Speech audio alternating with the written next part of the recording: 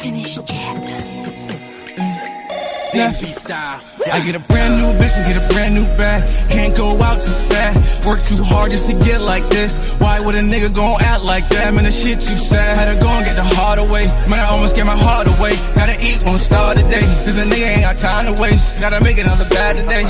I could really let a tear fall. Still believing that my time is coming. On my knees and then I pray for it. The sun gon' shine after the rainstorm. I've hidden all my pain and never showed as my trials and tribulations get recorded. When I've hidden all my pain up in these verses, I catch a vibe and turn into a poet. I've been traumatized from this paranoia. I got PTSD from this life I've been living, and I ain't crying by the hand life dealt me. I understood I can only play what I'm given. I killed Tato by a headshot. Got nightmares of his blood on. Got a showering gun, I saw my dog get dropped. Fuck I say to his moms now. He was cooking dope, got a trap and serve. He was booming them bricks right up out of the kitchen. Was flipping birds and chopping heads off. Won't stop chasing, gotta feather this chicken. You sat us down and talked our heads off. We was hard-headed, no we didn't wanna listen. I didn't think it all go down bad. Last drop, gotta do one more mission. I couldn't imagine living like how I live. My apartment leased out and still paying rent. So I'm on a mission just to run up a check. Cause I'm having dreams of a white picket fence. I didn't buy a single thing that they sold me. They tried to sell it cause they knew I was broken. They're celebrating, popping bottles of mold. And now my heart is drifting out to get a brand new bitch and get a brand new bag. I can't go out like that. I'm staying in my lane but I need to slow down cause life moving too fast. I hope I just don't crash. Them crackers on my ass. If I pop another Eddie and I pull another fold, then a nigga might just not last. That's a whole nother part of me. Look at how you done ended things. Yeah. Don't know what your intentions. Don't know what you even saw in me. Yeah. I'm chasing the bag and I'm still chasing more. Running the racks and I'm selling up dope. Spend time with you, I ain't spending no more. Cause as soon as I wake up, then I gotta go.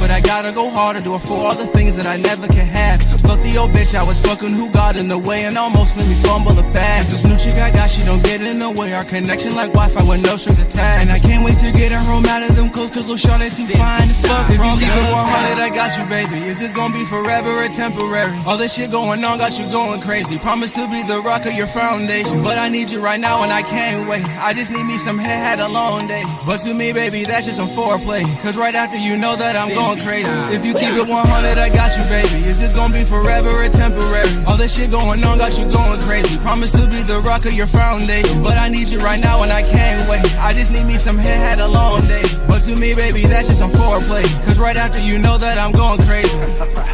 That's a whole nother part of me. Look at how you done ended things. Yeah. Don't know what your intentions. Don't know what you even saw in me. Yeah. I'm chasing the bag and I'm still chasing more. Running the racks up and selling up dope. Spend time with you, I ain't spending no more. Cause as soon as I wake up, then I gotta get a brand new bitch and get a brand new bag. Can't go out too fast. Work too hard just to get like this. Why would a nigga gon' act like that? Man, the shit too sad. Had to go and get the heart away. Man, I almost get my heart away. Gotta eat, won't start today.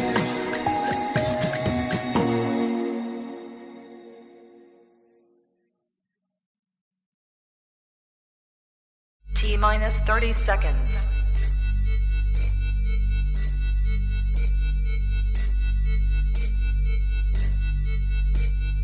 T-minus 20 seconds.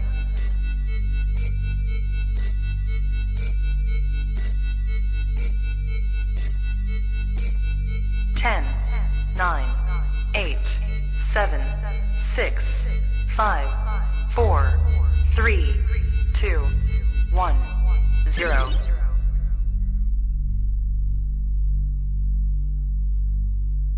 LadyChann! Fight!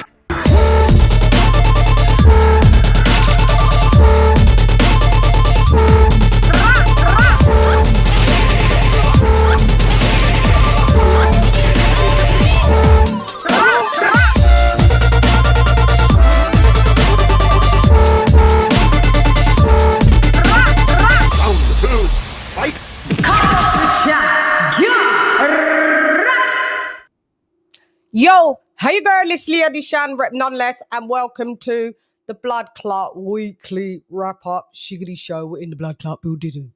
Kaboom.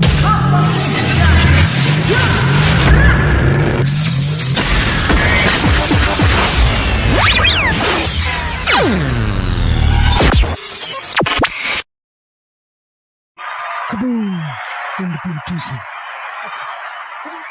What up, Dal, guys? Why does it always feel like I just haven't been on for mad long? I don't know. Maybe because I haven't. I don't know. When was I last on? It was last week, Monday, innit? Yeah, last week.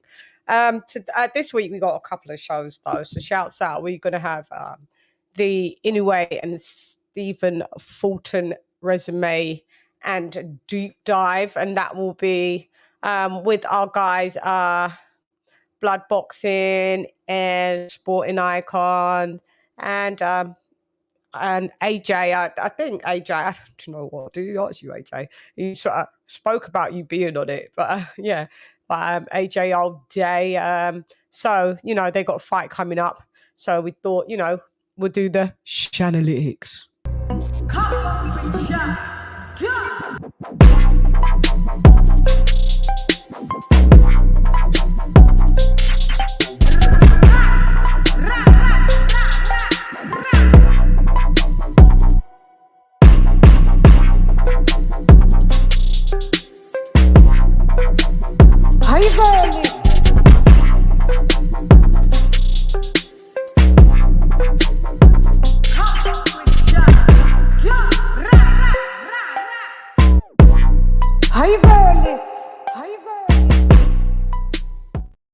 That's right.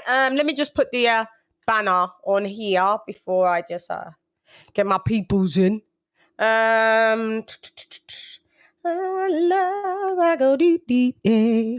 Hope you guys have had a great weekend. Shouts out to my Americanos because tomorrow is Independence Day. Independence Day is in the building tomorrow. Kaboom. That's right. That's right. Okay, so let me so you ain't got no work tomorrow, you lot. Cook out, nice day off. Do whatever you want to do. Sleep in, chill with the fam, go to a cookout, party, all of the above, do all at the same time. So yeah, shouts out to y'all. Jared Anderson. Jared. I think Jared is a Scottish name. And Anderson definitely is as well, a Scottish surname. You really got the slave master's name in the booty. Jared Anderson, the son of Ander, or something like that. That's what it means when they put it like that. So, Jared Anderson. Can't beat the top 10. The top 10. Top 10 heavyweights. And then we've got and the new. Shouts out to Savannah Marshall. We got the belts back in the U Blood Clark K. Undisputed. Savannah Marshall. God, that was a tough one for old Savannah, man. God, we're going to talk about that. That was fucking hard. Franchon, man. Fucking hell, Franchon. Give us a break with that. She's the female Derek Chisora. That's all I've got to say. God, I've been saying this. Okay, save. Kaboom. Okay. So I'm introducing, introducing, introducing. It's Kenny Ken and AJ all day. It's Alex Allman. Ding, ding, ding, ding, ding. What up, Dale? Hello. Hi, Kenny Ken. Hi, AJ. We have got a lot to talk about today. Oh, I heard you. Hi, AJ. It's only when I leave. Sorry, I didn't do the members only roll call. I will do it when I leave. But go ahead. My bad. Rusty. I just wanted to say to both AJ and yourself, it was a very good wrestling match I watched at Manchester, the main event. Brilliant wrestling match. Throwdowns, punches that were missing by miles from both fighters, by the way. I suppose Savannah Marshall won the fight because some of her punches landed more than Frank Sean's. If anyone calls that a classic, I don't know, but I think there's the way to beat Savannah Marshall. Don't give her no room whatsoever. Clarissa is the blueprint. All the people who've lost to Savannah are given her room. Yeah. And let her get her range off. You stop it, you cramp her from room, you throw punches and catch her, you beat her easily. I think that's what why Franchon fought her how she fought her. Maybe she's like, yeah, you can't give this girl no room. So but that's how Franchon fights, though, man. It's just ugly. No disrespect, she's an ugly fighter. She's not a hell of a fighter. She has not really that fundamental skill. She's just a brawler. She's out to do what she's got to do, but she's a brawler. She hasn't got the fundamentals, man, unfortunately. Anybody agree? I do. Not the best fight to watch, honestly. It's going to be hard to watch that again, but scoring it wasn't too hard. Savannah won quick. Yeah, Savannah won quick. I mean, just based on if I would have scored, it wouldn't be hard, but 8-2. When actually I scored it like that, like I didn't do, but yeah, I had it 8-2. If she's being generous, 7-3, but I can only remember giving her Franchon Cruz the first round and the 7th. Yeah. I mean, on the eye test, scoring, it looked Savannah was the clear winner. She still landed the most clean, effective punches, even though I think Franchon was trying to smother her. And honestly, like after I would say round 4 onward, like all really she could do was just hold and just tug and just clench more or less. I mean. It was bad, but still, it's like she still made her up. It was a very physical, taxing fight, though, for Savannah. You could tell.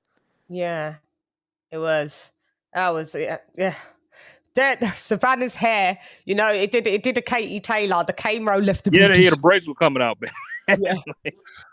They left the mate. That's the thing with those two fighters.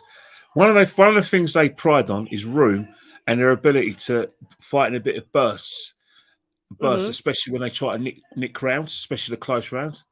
Shannon Cameron cramped her for room. When she got on top of her, she hit her very hard and refused to allow her to nick the last rounds. This woman, if she just had probably a proper jab and good balance, she beat Savannah. The only thing what hurt her is that she listened too much to Clarissa, which i.e. cramping her for room and getting inside her. There were instances when she could have, if she just calmed herself down, relaxed, she could have hurt Savannah Marshall. Savannah Marshall,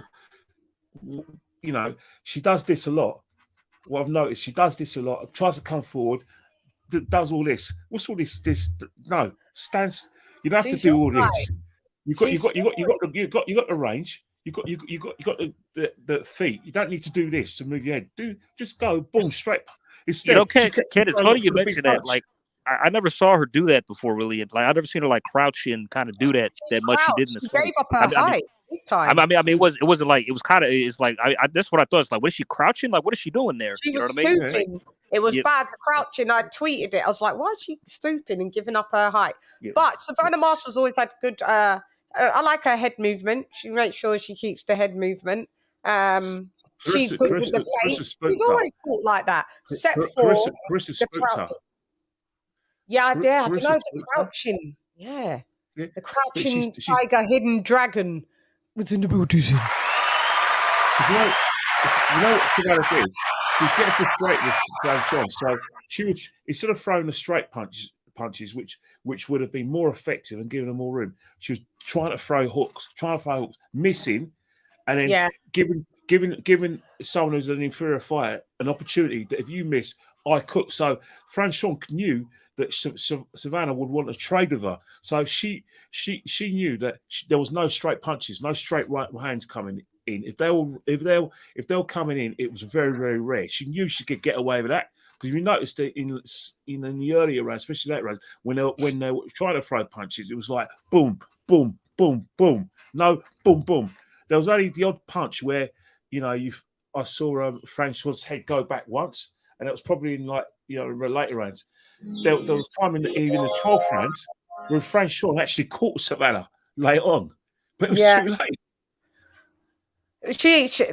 Marshall busted her nose. Yeah. Because at points, what I was thinking is like, since Savannah's got the long arms and height and reach, like if she wanted to, she could honestly just measure French out with maybe like kind of like a left to like maybe crack her with a good right or something, like, and just kind of catch her coming in, because it was pretty easy to do. She was because catch her lunging and kind of measure, then just get like off like a stiff stiff straight right or something, kind of like just stop her momentum and stun her in the tracks, But I don't know. French on Cruz, boy. You picked the wrong one. It's funny, Chess. Like this falls into the category of be careful what you ask for, because you just might get it.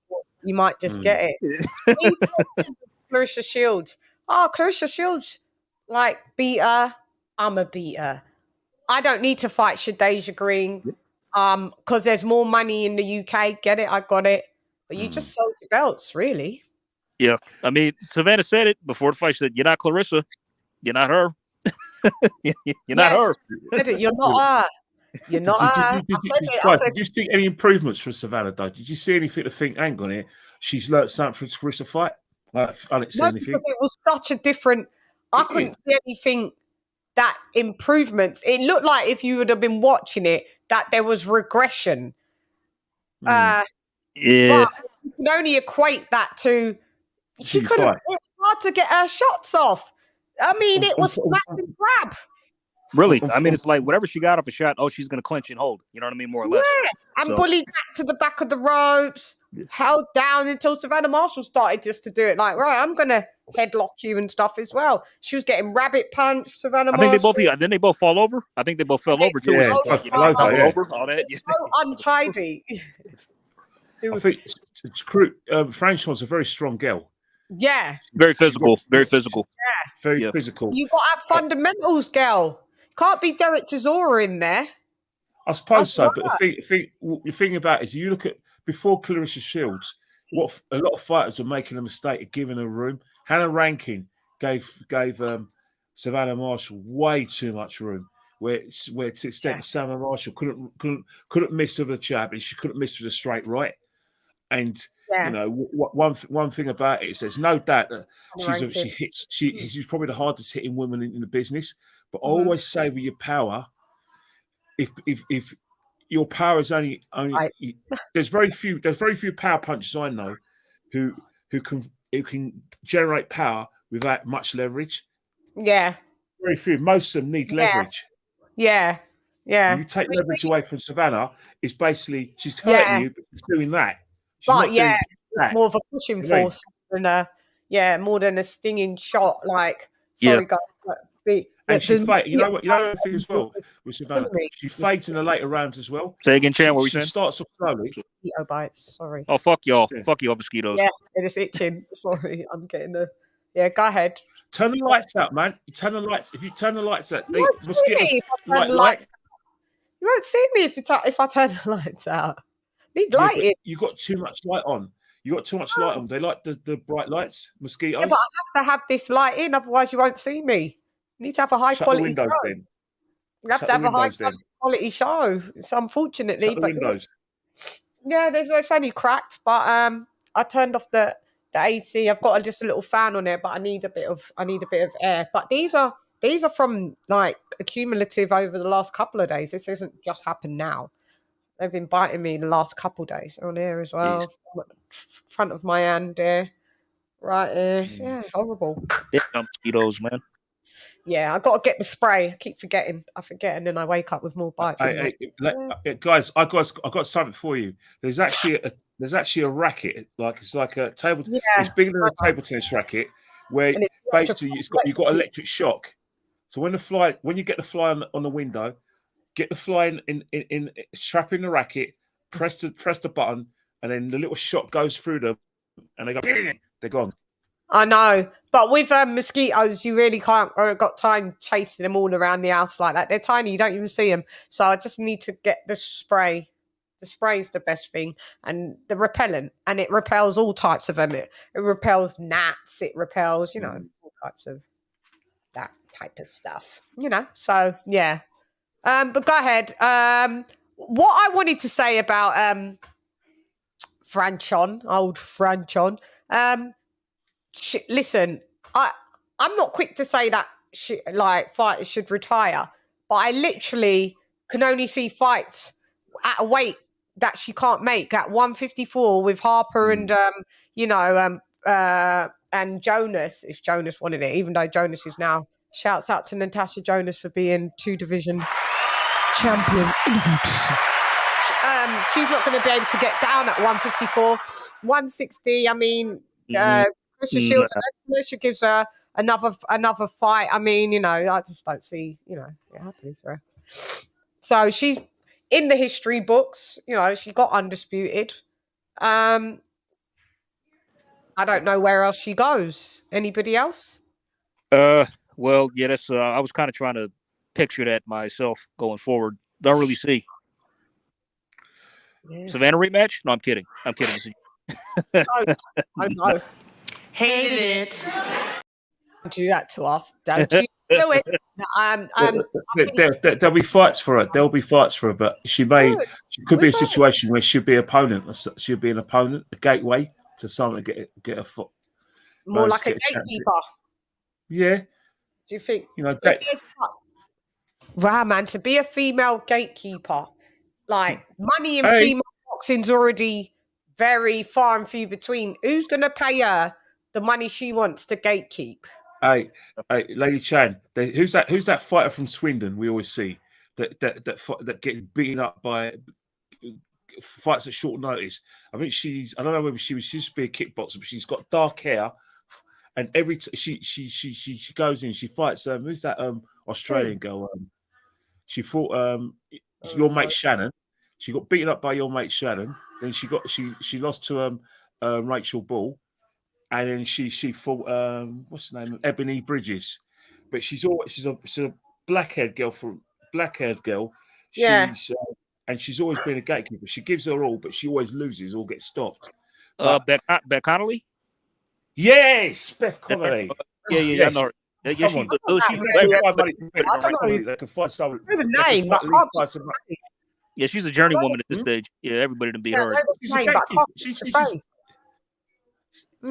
they can find money for Beth Connolly, they can find money for Franchon, surely. But it depends how much. Beth Connolly and what Franchon. How much do you think Franchon got paid for that? She probably got paid a decent. The most she's probably been paid. In her career, to be fair, coming over to boxer. Let me find out. But the CV undisputed champion that will get her a bit of money rather than she ain't a last minute pick. I mean, her style. She ain't a showstopper. Her style. She's a brawler. I mean, how much are people going to want to keep seeing a smash and grab? Hey. Most fighters nowadays, man, and pay a lot of money for it. She didn't do that in the last fight with Cedar Rose. She beat the brakes off her. No clinching in that fight. Yeah, Cedar Rose. Yeah, and pay her. Oh, it came up and then disappeared. And pay her a lot of money for it. Who's gonna? Nah, it's not that, son. I don't even know. She said she still wants to fight, so we'll see who she fights next. But I'm not sure how much she got for this show. Yeah, I can't find it. I just looked. It's not disclosed on how much they made. Yeah, it's probably not even going to be. How much you think? The thing is the match is the Emmy is the Manchester Arena that holds 8. They sold 8,000 tickets. It's on Boxer, even though it's 8,000.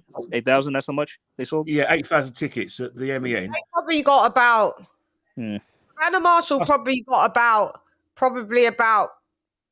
3. What do you think? 300 bags, if that. Yeah. Maybe Franchon maybe got slightly around that, if not more. I'd say. Yeah. They didn't clear $500,000. I don't think they did that much. They made that much. Yeah. So like 200, 300, no more than that. Because I think the last fight was like 600K, 700K. Right, for a fight with Clarissa, right? Yeah. I know Clarissa said she was only going to fight Savannah Marshall. That was for 750,000 pounds sterling. So Franchon probably would have got how much? 150? Yeah. 150? I don't know. I don't know. I don't know. But this is what I'm saying. It's not like Franchon Cruz is going to command hella money. This is what I'm saying. And for her to be a gatekeeper, well, then, I don't know. Who knows? Yeah, who as we knows? well know, there's a good career in gatekeeping. There's a geezer from Finchley who's made that a very lucrative business. Turn this fan off me. Going from being. It's not like the division is stacked with a lot of fighters either. So it's not fighters her size. She'll go through them in like 10 more fights. It's different, Ken. Women's boxing, you either got to be a low-level journeywoman and make sure and you're getting like 600 quid a fight, which she ain't gonna be down to do. Do you know what I mean? Or the former undisputed. Do you know what I mean? She's only had 9 fights anyway. As you said, the Paul Kenny's damn, he froze. He froze the time. If he didn't freeze. You're just a pop top middleweight, pop top middleweight, cruiserweight. Please get the fuck out of here, man. It's my night. Yeah. Those Palos Chingas. Yeah, well, so the link is out on the chat. Anybody wants to join, you can. You are at liberty to join the chat, and you know where you're tuned in. It is the weekly wrap up shiggity show. Oh, that's the question.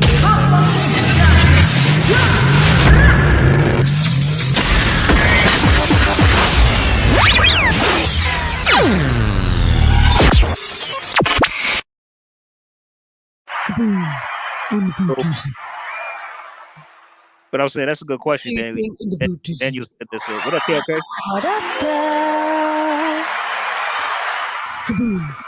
What's up, LadyChann? What's up, AJ? What up, Ken? Edward? Yo. Thanks for joining us to come and talk about this. Unless you may have a different opinion of the fight, of how it looked.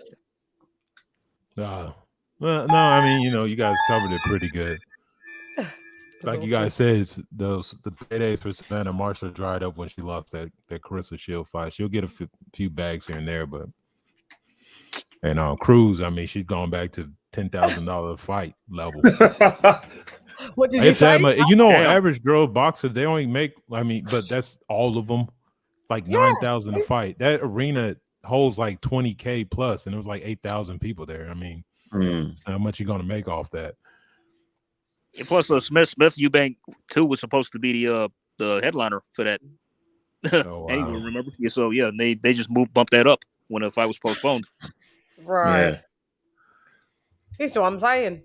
So I don't see anywhere for Franchon Cruz to go. Like I said, the only place is 154, where there's 2 champions down there. Or if Clarissa Shields shows us some grace. Too big. She brought herself down to that level, to that weight. That's what I'm saying. That's why she may as well just bloody exit the building. Because listen, the shape that she turned up in that fight was ghastly. Did you see? What did she even train? Well, she's never been body beautiful, but yeah. What I mean, I'm not gonna say nothing. I'm just gonna be quiet. No, but she looked like she was over. I swear I've seen her in better shape. When she fought, what's the girl? Seda Ruse. Did she look the same?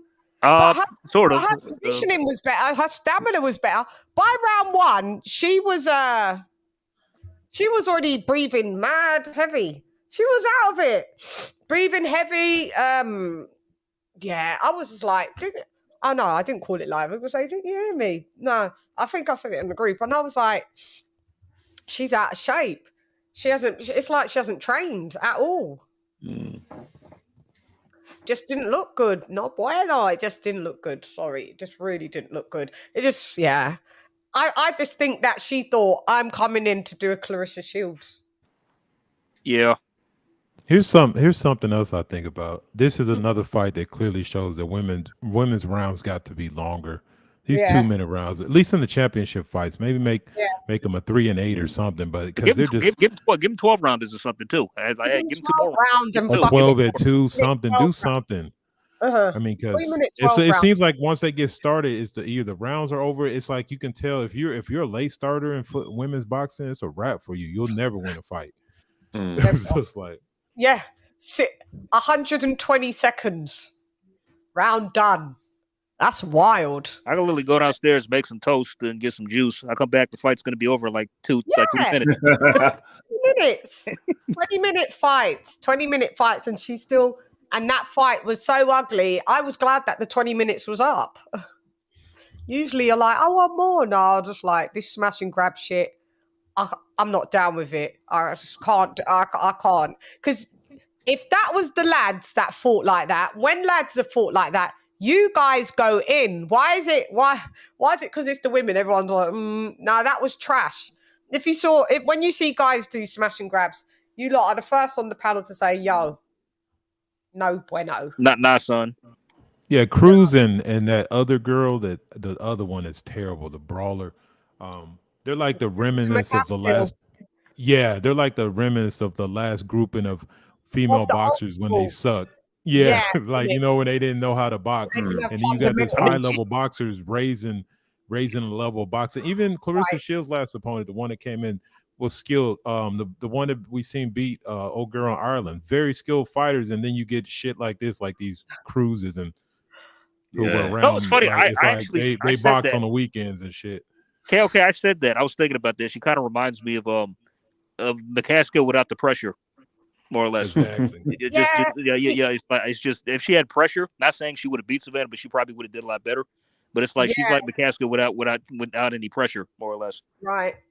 I just don't like that style, mate. It's just not for me. I've been too spoiled with, I guess, seeing women that do have fundamentals. So like Katie Taylor, Katie. Like this throwback shit. I weren't really too in the women's boxing when it was that. I don't know. I don't really recall like watching the whole load of women's boxing. So I don't know. So I'm just, I need fundamentals. I can't do this lack of fundamentals. I can't. It looks trash. It looks bad. I mean, you put them in with a decent boxer, puncher, a pure boxer, they're gonna lose. Yeah, they're just gonna lose with anyone that's half decent. And this is what I'm saying. This is how thin it is that you was undisputed in 8 fights, and you thought Shadisha, would Shadisha have beaten her then? Yes, I think so. 100%. Shadisha Green. How many fights in is she? She's only about 7 as well. She's got 12 fights, 11 by knockout. Yeah. She a big girl. She fucked up Cedar Rose in like 6 rounds, man. Took her out. I did. that was bad. Yeah, that was bad. Made a quick work of her. Yeah, Cedar Rose is a tall gal, but I mean, she plays football. She plays football. That's her other job. She's a pro women's soccer player. For you guys that don't know what it means, it's football. I mean, God. Yeah, women's got to do better than that. Fight Doctor, what up? In the booties. What up, Fight Doctor? Yeah, so, anyway. Anybody else want to say anything else on the matter? Go ahead. We can move on. I'd like to talk about Ben Whittaker, if we could. Oh, yeah, go ahead. I know Ken is not a fan. No. But I would say, you know, I'm not a fan. He's a good fighter, but he spends so much time goofing off, man. He really does. I mean, I find it amusing. I find it funny, but I'm telling you, he's gonna get dropped one day, and he's gonna stop that shit if he does. Like watch, he's gonna get serious. But I understand you wanting to put on a show, but it's like at the same time, it's like you could have taken this guy out in short order. The last guy he fought, it's like, dude, get him out. I'm like, get him out of there already. Stop playing around. Even though it was kind of funny, but I don't know, something about Ben Whittaker I kind of like. He makes me laugh with the shit. Maybe it's that. Yeah, I'm not too bothered by it, but it's just it gets to a point where he does it a little too much, where it doesn't need to be necessary. You know what I'm saying? So yeah. Do it for maybe like the first 2 or 3 rounds, but after that, get serious and take the guy out if you can. So Because it's mad when you're showboating and then you don't even knock the guy out. I know he did. Did he stop this guy? He did. Yeah, even though I felt it was kind of premature, the ref just stepped in. All right, that's it. Yeah. It was a wave off. Yeah, like that. Yeah. I mean, they've got. See why he does it though. Go ahead, Kenny. I can see why. I don't like it. It is annoying, but as I said before, I'll be contradicting myself if I criticise him for doing what he's doing, because as we know, you know, one of the things that I always have a go about boxers is that they're allowing YouTubers to take a bit of their pie, because YouTubers know how to sell themselves, and maybe, just maybe, our boxers need to do a lot more self-promotion rather than relying on their managers and their promoters. So if that's gonna put bums on seats and get him noticed, then I can't argue with what he's doing. I just don't like it as a purist. Yeah, I hear you. I mean, because it's funny because Roy Jones was like that back in the '90s. It kind of reminded me of that to an extent, you know. I mean, but he's way off from being a Roy Jones, in my opinion. I mean, you know, if he has yet to fight the upper echelon of the light heavyweights, so that tells me he may be able to get away with what he's doing now. But when he moves up in levels, I just want to see if he's going to be able to keep getting away with this stuff. There's the thing about, you know, the one fight who, you know, got away with that was years back was Nassim Hamed. Yes. And he brought it. You know what I mean? Like Broner, you know, we had a lot of people in boxing had some high hopes for Broner, but initially he was a show by he called himself the problem, and then he fought Madonna, and he was, you know, never really the same again. So you know, you really have to be able to bring it if you're going to do it. But again, I'll be contradicting myself if I have a go at him when I'm seeing people like, you know, your Jake Pauls, your Tommy Furies, you know, making millions and millions of pounds. When, as far as I'm concerned, I don't consider them boxers. I consider Tommy Fury Tyson's little brother and a reality TV star. But you know, they're making the money because they can sell themselves. They've already got a following, and you know, Whittaker's got to, you know, get that following and get it sharpish if he really wants to make some coin in this business. I think, like, just bouncing off what you're saying, Kenny Ken, about the marketing. What the problem with regular boxing is, as the skill level and the quality of boxing has slowly like dwindled, and the participation, the self promotion should have naturally, or promotion period, because you got professional places they're paying money to, you got big entities. The promotion is dropped on top of that. Now there's a financial incentive for them to promote, but it should be a financial incentive for you to promote yourself. And these YouTubers are expert marketers. That's what YouTube is at the basis. It's just a marketing platform, and these guys are experts at that. So he could have had a pie eating contest, and he could have got 1,000 people to pay it. You know, that's the type of thing they do. So this is just something, you know, as be honest, I don't watch that bullshit. But you know, and it's not that I'm some snob, but I'm like, it's cool and all, but to me that's still the same circus as a lot of stuff that's on YouTube. So I don't pay much attention to it. Yeah. I mean, I said, like, I watched the last Jake Paul fight when he fought the Fury dude, because I was like, now he's fighting boxer. Now he got back to reality, fighting MMA fighters again and shit. But yeah, they're expert marketers. They could have been doing anything. It's just they see that boxing is very lucrative. That's what a lot of MMA fighters found out later on as well. Even at this point in time, because it's a lot of gambling, a lot of mob money, whatever the fuck you want to call it. There's a lot of money in it, and they realize it, and they're in there getting paid to look goofy. Please don't never mention Prince Asim Ahmed's name with that guy again. It's like, we're talking about probably one of the most entertaining, probably one of the best showboat boxers that actually stop people. You know, he was legit, and dude's doing this. He knows he can do that. I mean, to be honest, I could take any boxer and put them against some random guy like that, naked clown, and look like that, and it would be the same shit. You know. Well, let's see, because I mean, Ben Whittaker is he what was he, silver or gold at the Olympics? I think silver. Silver. So you got silver. He I'm not going to say he's not a good boxer. So I just feel that the competition that they're matching him up, he needs to be sped up. So I think they've realised this now. What's this? 4th Yeah, fight. he needs to raise up at least a notch above these guys. These guys are like, They said they're going to do that. So yeah, gotta- these are like how about 1-0 step up fighters. a You bit? fight when you're like 1-0 and you want to get some knockouts. But at silver level, I think they could accelerate him. He's got good. Like I said, I watched some of his tapes in the thing, and he got skills. But now it's like, let's see against some real competition, because we've seen the showboaters that that Venom Page do. I've seen dudes showboat and get smashed when they have to step up even a little Thank bit. you. So That's what I'm saying. Thank you. Yep. yeah, and he's in the light heavyweight where there's big lads, but he's got the dimensions to be big because he's what is he? He's quite tall, actually. I think we're 6'3". Nice. He's Actually, he was 6'3". standing next to me. When I went to the Commonwealth 6'3", Games. he's 6'3". He's a few. A tall Yeah, lad. because he actually walked past us because we were at Birmingham. Remember I told you I was at the Commonwealth Games last year? Yeah. At Birmingham. Yeah, so he was there because he's from the area anyway. Yeah. Because I was there with me wife and 2 daughters, and the oldest one's 18, and she's about 5'11". And I had to give him the eye when he was checking her out. I said, "Hey, I went, mate, that's my daughter. Sod off." Is he checking her out? Yeah. Yeah, that's hello. I said, "Hey, that's me. She's go away." Yeah, can't do that when the dads are there. Ben, come on. Yeah, Make sure I'm not there.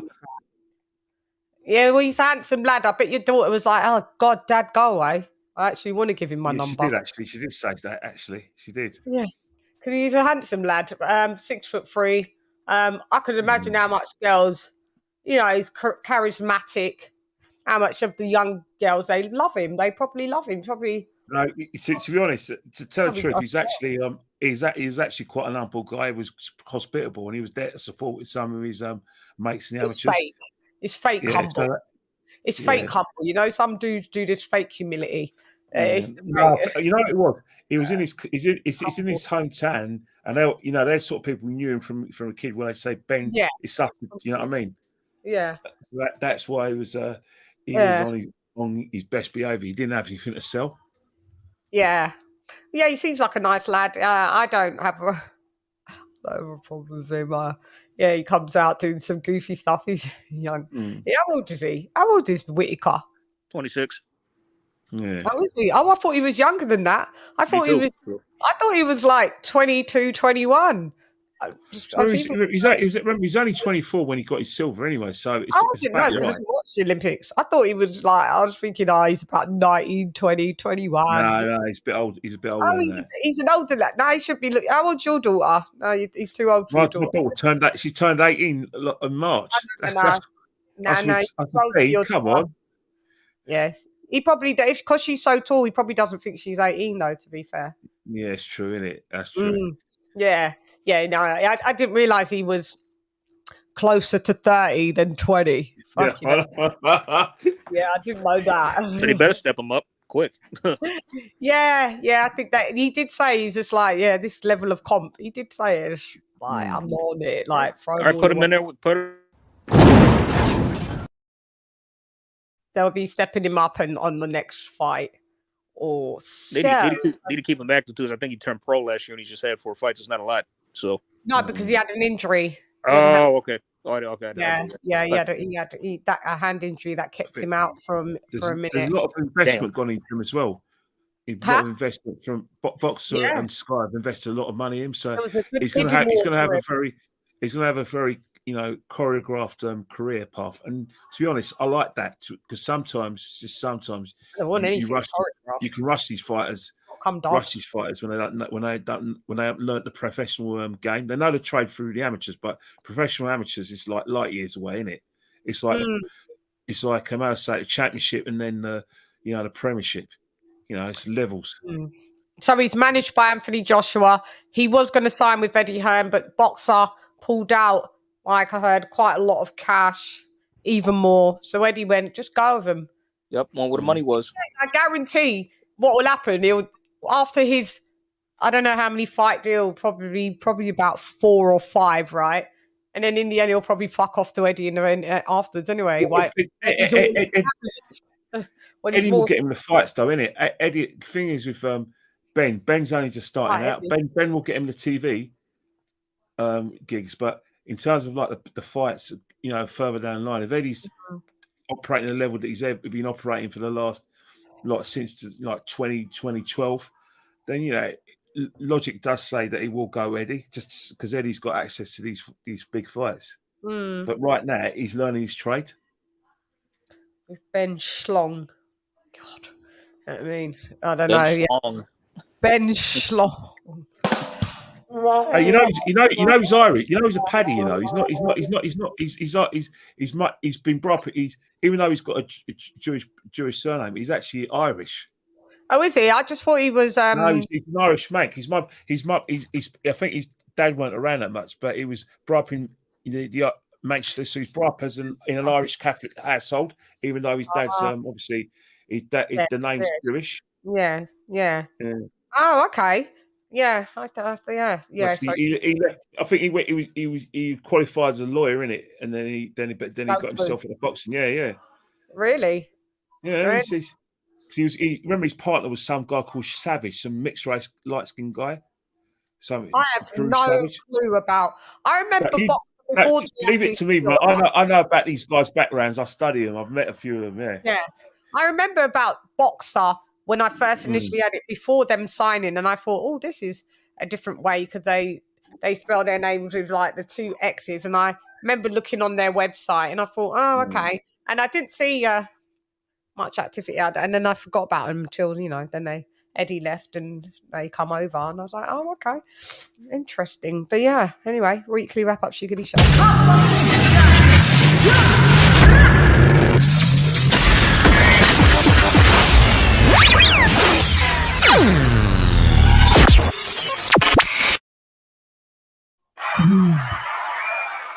Yeah. So, hang on. Who's looking forward to the not Edward, not AJ. AJ, oi, I already know where you use a lot. It's hell hot. Kenny, 14-day, 40 degrees Celsius, 110 for 14 days straight. We're going to be getting that in July. Jesus Christ, man. That time of year again. Didn't you see the weather warning? No. Awful. But I got AC anyway, so fuck it, mate. I got AC. You know, I don't know what it's like. I don't know what it's like in the US, but in England, believe it or not, when it's like that, people just stay indoors. They don't go anywhere. Yeah, well, no one's going nowhere. No one goes nowhere. Maybe might go Margate or something, or Ramsgate. Could go. I think the majority. There are a few tribal people in this country. They get a little bit of sun, and they got their they've got the top off or everything. But I think they'll be 40 degrees is mad hot. No, that's 30 degrees is this 40. I know that's basically death. That's Las Vegas weather. Where AJ is, AJ, where you are is Las Vegas weather. It's even you lot are like 110 now. Well, I'm gonna be. Let me check. Hold on. Which I saw. I was like, God. The thing about in our country, we don't have breeze. In the US, they a lot of they have breeze in the US. They don't have it in England because no, they don't. Most of our cities are inner cities. We don't live near any greenery, or we don't near like rivers. There's only places like your Bournemouths, your Margates, your Brightons. Oh, it's actually not that bad. Atlanta is still Edward. It's still rain after storm. There is it. Yeah, it's storming. It's storming now. It's staying. Now you've had a bad run. It's only 78 for me. 78 right now. So Edward, you're from the south. I didn't realise you're from the south. Yeah, the muggy south.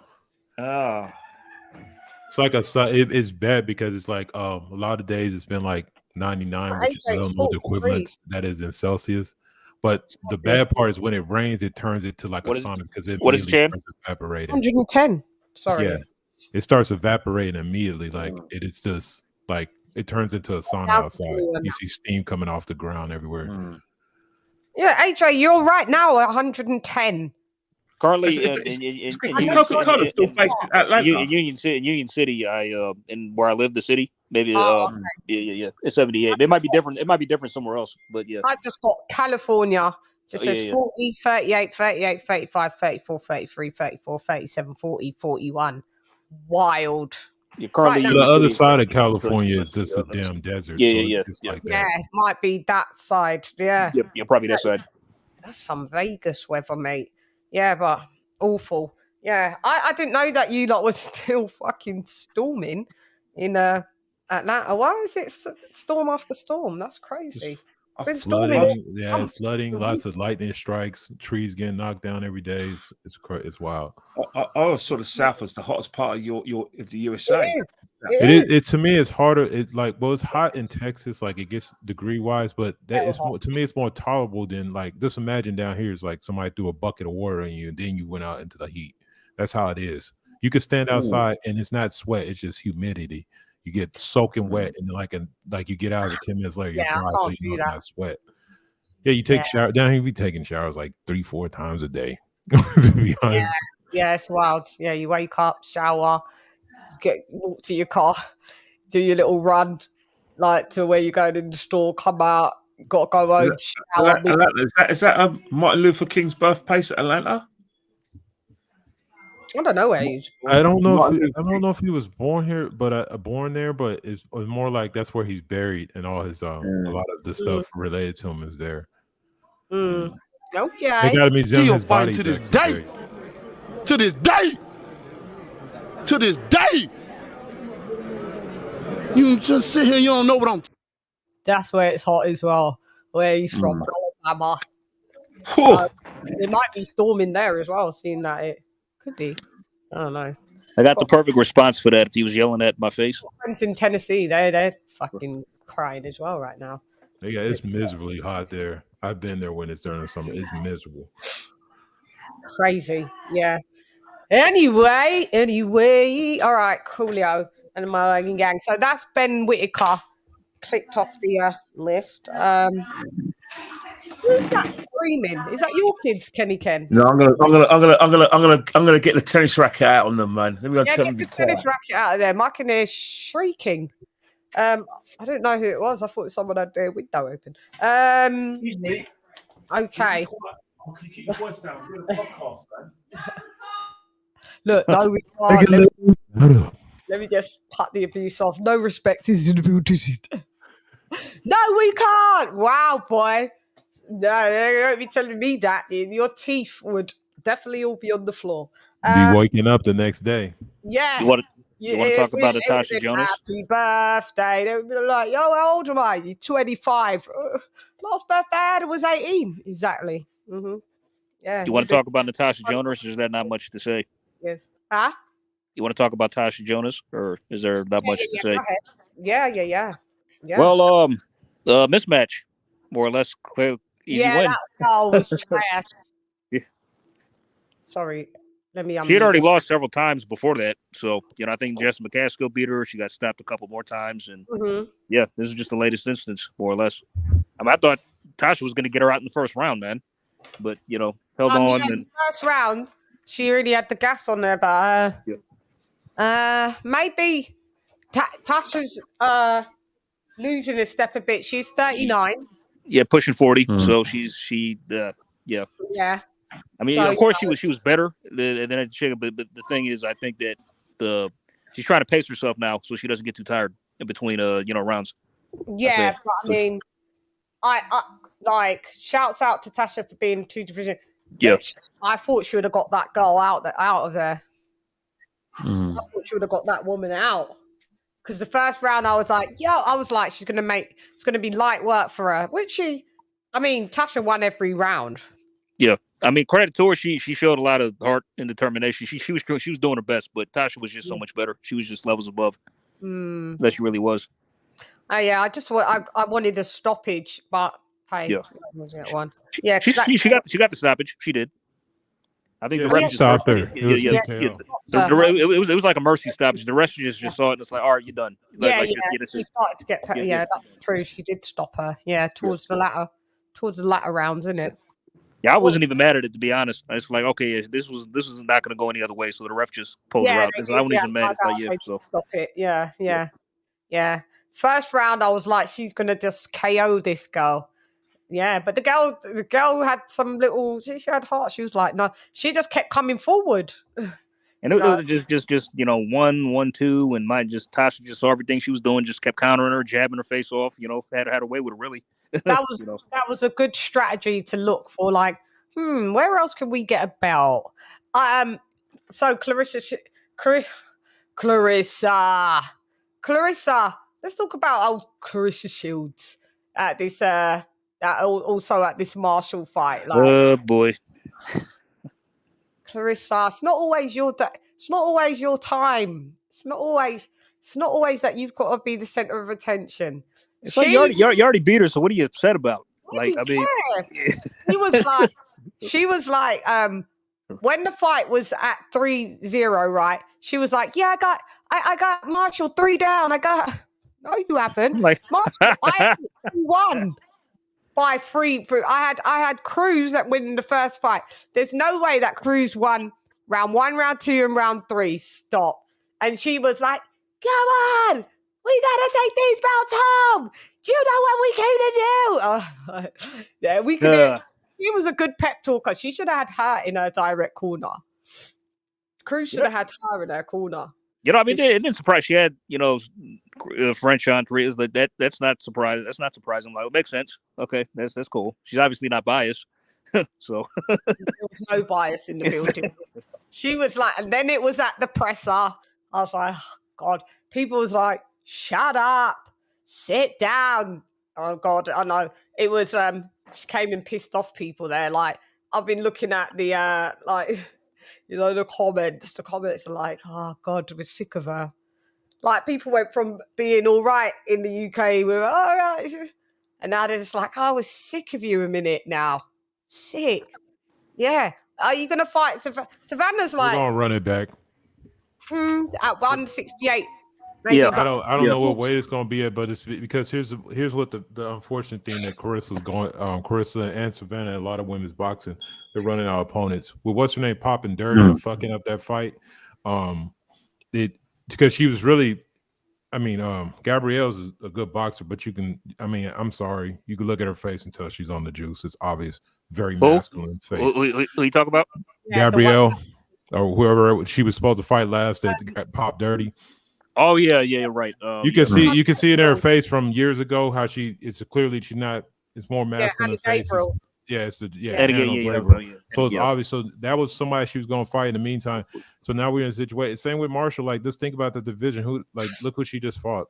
Cruz, throw her out. I mean, it's just like, so they're trying to build something because I think they got to run it back because it's just no other money fights. There's no, and for girls that's even worse. You go into obscurity. Like, who's Clarissa going to fight? Well, Shadeja Green. Today on TalkSport, it's already, she's going to have to fulfill her mandatory before the Clarissa Shields fight. She has to do Shadeja Green. She was on TalkSport today in a call-in, and she said, because at the fight, she was like, if Clarissa Shields wants to fight me, she's got to come up to 168.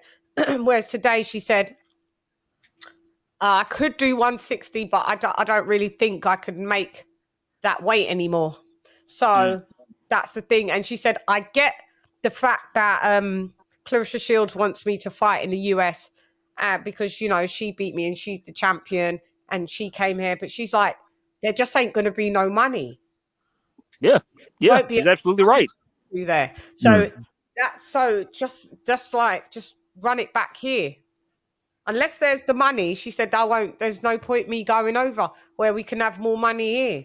And like Clarissa, she's not with a major broadcaster, so who's gonna pick up the fight over there?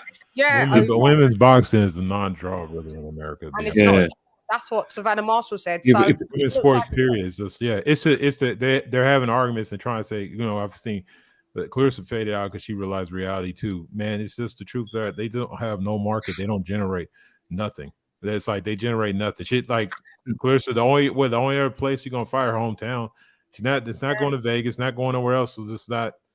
I mean, it's just no money there. She thinks she can go there. She's like, bring us to the MGM Grand. Bring us to the. Man, it'll be. I Okay, mean, no, not to shit on Clarissa, but it'll be fucking empty. Please get the fuck out of here, man. It's my night.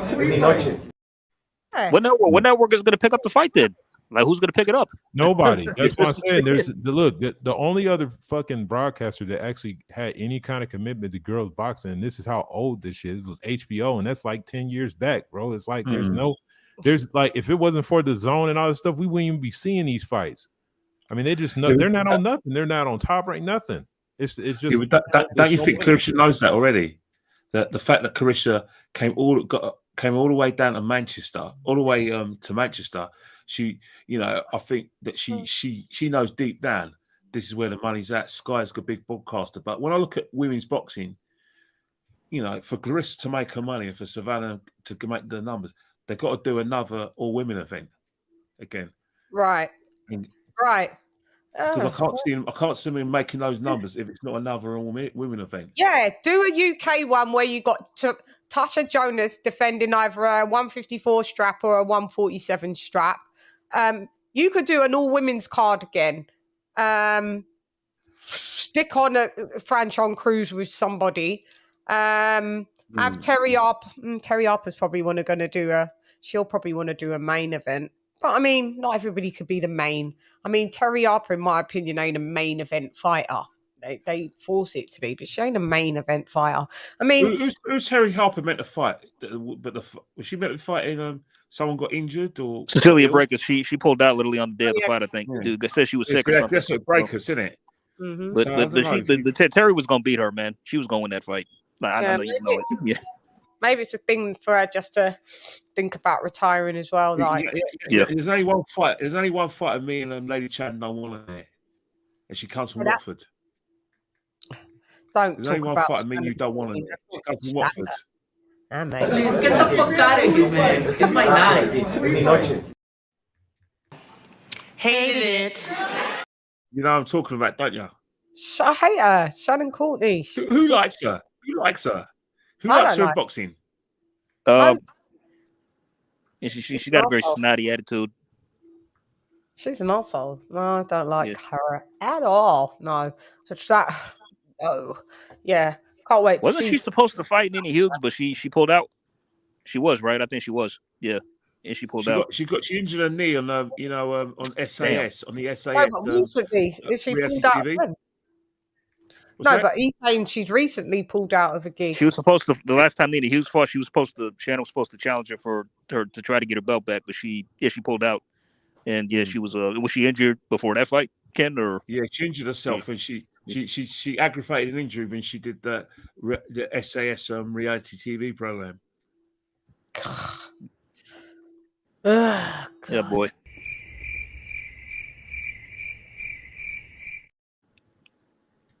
Not on her. She's lame. I can't stand her. Sorry, I could go on for ages. All right, so thank you, Ken, bringing up that scumbag of a fighter.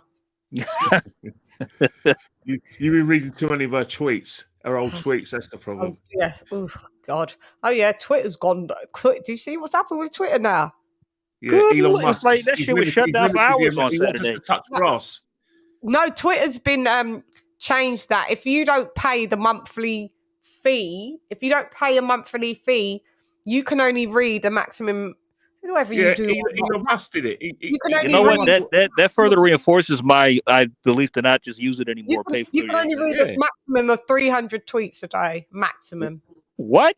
Then it will say you've reached your limit. So people that use Twitter as research purposes and all that, I didn't notice because no problem. I don't read it at all. How you like that, Elon? I don't go on Twitter that much anyway. He wants you to pay, and if you pay, then you're allowed to read. I ain't paying shit. You're allowed to read 6,000 a day. Yep, I ain't paying shit. How you like that, Elon? That's why everybody's blue tick. They're like their verified tick, and was like, you got to pay for it. And people jump. Like all of the public figures were like, I want my blue tick back, and he was like, you got to pay for it now. It was like they paid for it though. A lot of them paid him for it though. Did he pay him? That's dumb. I ain't pay. It's like he charges what was it? 9 quid, 11 quid a month. So you can have your verification. Elon, stop. I couldn't care about Twitter. They should just delete it. It ain't made no money for ages. It's a load of shit. I literally just tweet and go. Sometimes I just have a look. But you like sometimes reading what the news is. And then he's going to restrict it. Are we in communism or something? God. Well, everyone, a lot of these right wingers think Elon's their hero. I know they should scrap it. They should just scrap it. It's trash. Twitter's not all that. I mean, it's alright, but I mean, trash can, GIF or yeah.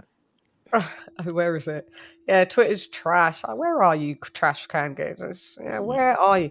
Yeah, it's. They should. I got to give this like paying for. Basically, that I reckon YouTube's going to be like that. They'll be like, you got to pay for this. What you talking about, mister? What you talking about, Willis? What you talking about, Manny? What you talking about, Dad? What you talking about, Willis?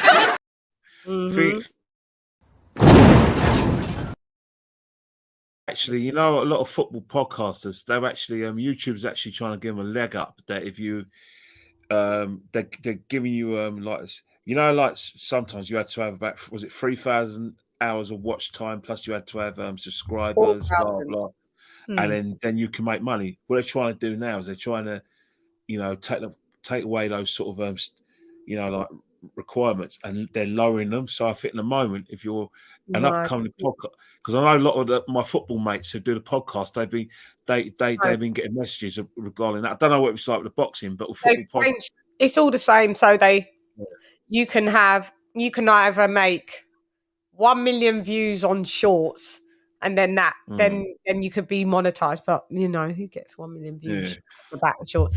Or instead of the 4,000 watch hours, there's some difference, but it's whatever. Who cares? You don't even fucking make no money anyway. People rush to get monetized. I mean, don't they? And then when they get monetized, they're like, they see their thing, they're like, so that's what I get. They need to stop. Yeah. Very disappointing. Yeah, it's mad disappointing. It's just like, what? Yeah. They need to give people what they should be getting. I mean, right, you can get like, for instance, on shorts, you can have like 30,000 views on shorts, and then you don't even make like a full pound. You don't even make like a full 50. You'll make like 0.08. And that's with thousands on shorts. Shorts are just better off if you just want to try and get subscribers. But I mean, the subscribers that you get, they don't really know your content, so they may just come in and then they may leave. I mean, it's all trash, to be fair. Let's just have it right. It's trash again. YouTube, you're trash. Go ahead. New media. That's what new media is, mate. New media. It's rubbish. Yeah, it's rubbish. That's what it is. So overall, it ruins the content. That's all it is to it. Because there was we're all around when YouTube originated. The content was better. It was raw. It was more authentic. Now it's just 100 of these gold digger pranks and bullshit that's so staged and fake. Like, dude, you really just, like, the shorts are so dumb. It's like, dude, you just stood there all day, like some of the prettiest women in tight ass outfits walk by all day, and it's just dumb. It's just like, what is this? And it's so mindless behavior. It's terrible. You can't even the quality of knowledge used to be better. Now it's just like whatever, same stupid shit. Yeah, you see, Edward. In England, we had this pork chop, 18-year-old pork chop, who was going around doing pranks.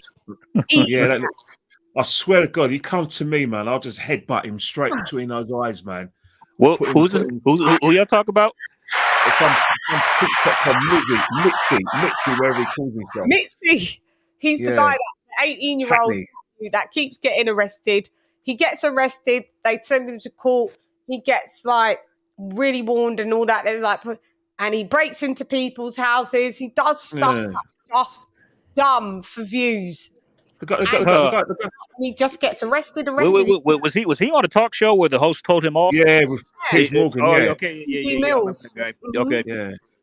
Hey, over here, that one of them dudes pulling pranks like that, robbing people, got smoked. You'll die. So they don't play over here. Oh yeah, they don't fuck around, man. They catch up to you.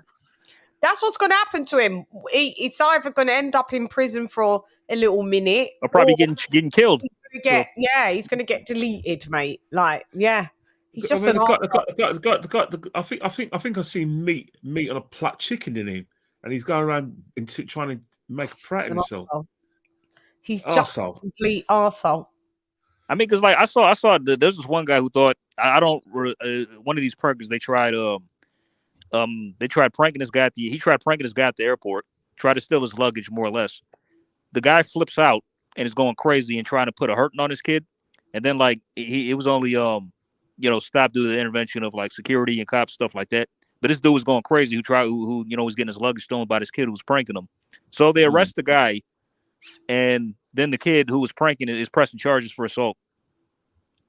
Yeah, ain't that crazy? It's just ridiculous.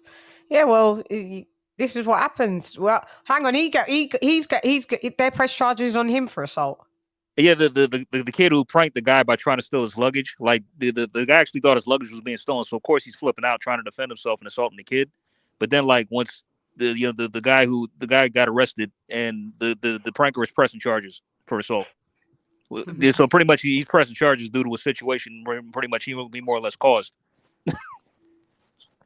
I forget all this YouTube shit. These little influencers. You know what I mean? This is where the world's going at the minute. I don't know. Yeah. The new series of Love Island's going along.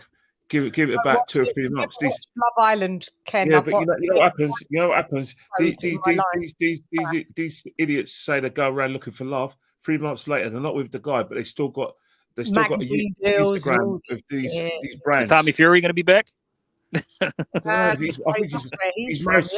he's got a kid with one of these alleged influencers. They had an all-star. They're having an all-star lineup again for it. I heard, of the favourites. I'm sure. I'll leave the country when it's on. To come back. Well, you say you'll leave. I'll leave the country when it's on, man. I don't want to lose my time watching that rubbish, man. I don't know what it is. The UK love it. It is so trash. It's fake. I mean, isn't that show staged? That's where it is. It's got to be. All reality TV is staged. It's staged, yeah. Anything that has a storyline is staged, as far as I'm concerned. Yeah, it's just people. No one's looking for love. They go on there, right? The birds go on there, and they're like, yeah, do you know what I mean? Like, yeah, because you said that you wanted to be with me, and you got off with Clara behind my back. Yeah, do you know what it is? And then I'll take you to the den or whatever. You got off with Clara behind my back. Yeah. It's like here. And they've got no class. They all get shagged on air and stuff like that. It's just God. And the thing about it is the parents are watching that filth under the covers. It's just so uncouth. That's what they do. And their parent, you can you imagine if you're a parent and you're watching your daughters and sons behaving in that disgusting manner? I know. Oh God, man. Ugh. That's what they do. That is exactly what it's nastiness. So I was just like, let me do the super chat. Yeah.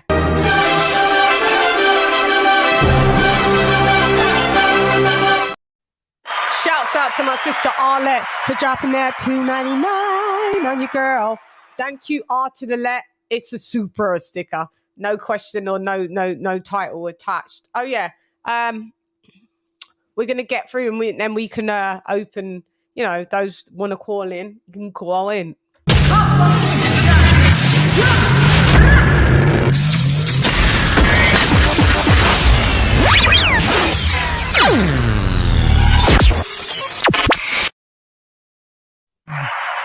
Thanks, R to the let. Oh, yeah. This is... we're going to get there. Hang on. So, who's next on the docket? So, are we moving towards Jared Anderson? Let's just get to Jared Anderson, shall we? So, okay. We've got Kenny Ken being able to get involved in the topic. I watched it. I watched the fight, so I'll definitely like to be involved because I think one of the things I like about Jared Anderson. Do you notice in the fourth round when he switched to southpaw? Southpaw. And he was able to was it third? I think it's the third or fourth round. He switched to South fourth round where he put Martin down. Yeah, third round. One of the things I liked about him in the first few rounds is he got his distances right, because one of the things he was able to do is that there were times when Martin's a southpaw. He's trying to throw that left hand, but he's trying that left hand hook, and he's always managed to get out of range in that. But there was a time in the fifth round when I think Martin got to him, and that's when I was even more impressed with him, where he took some really clean shots from Charles Martin. And I was a bit in the sixth, but I think towards the end, I think Charles Martin tied himself out. Although Charles Martin, just when the bell was ringing, he caught him again with a good straight left hand. But in terms of that fight, it's a good learning curve for him, because Martin took the fight at short notice. But one of the things that I liked about Jared was, there was the movement. He was able to switch, blah blah. Sometimes he got a bit eager to knock his man out, but there were mistakes. But I'm glad he's making those mistakes now, because this is Martin's no slouch, and it's good that he's getting his career carefully managed. He ain't. I know what you're saying. He can. You're right when you said he can't beat anyone in the top 10. You're right. He can't, because simple reason is he's too raw. He's not ready. Mm-hmm. Yeah, he's not ready at all. He's not. I completely agree with that. You only have to look at the clean hits he was taking in the fifth round, where a better fighter takes him out because of his inexperience. Yeah. And did you notice he's blowing? Do you notice he's blowing as well towards because that was the first time going to over 7 rounds, I think. Over. Yeah. I think the longest he's gone is 7 rounds. I think once. But that's definitely, him going the 10 rounds. Now, listen, I see what you're saying. I can take 2 approaches. There's 2 approaches with Anderson. People are going, oh, he's a hype job. No, I like him. I like him, but you know what? It's weird that the fighter that got dropped, we're talking about how impressed we are with him in the British. Shout out to Charles Martin, mate. Charles Martin coming off a 10-month layoff, 11 days notice, 37 years old, former IBF champ. I just was like saying, people never keep the same energy. How trash when Anthony Joshua beat him, everyone was like, oh, but Charles Martin is trash. He's a trash fighter. He's a trash fighter. No, he's not. Okay, but Anthony Joshua starched him in 2 rounds, and Charles Martin was in his 20s. But I think that's the thing with fighters. It's a lot of casuals though casual boxing fans. The thing with the casual boxing fans, we need them because they're the ones who put bums in seats. They're the ones who do the pay-per-views.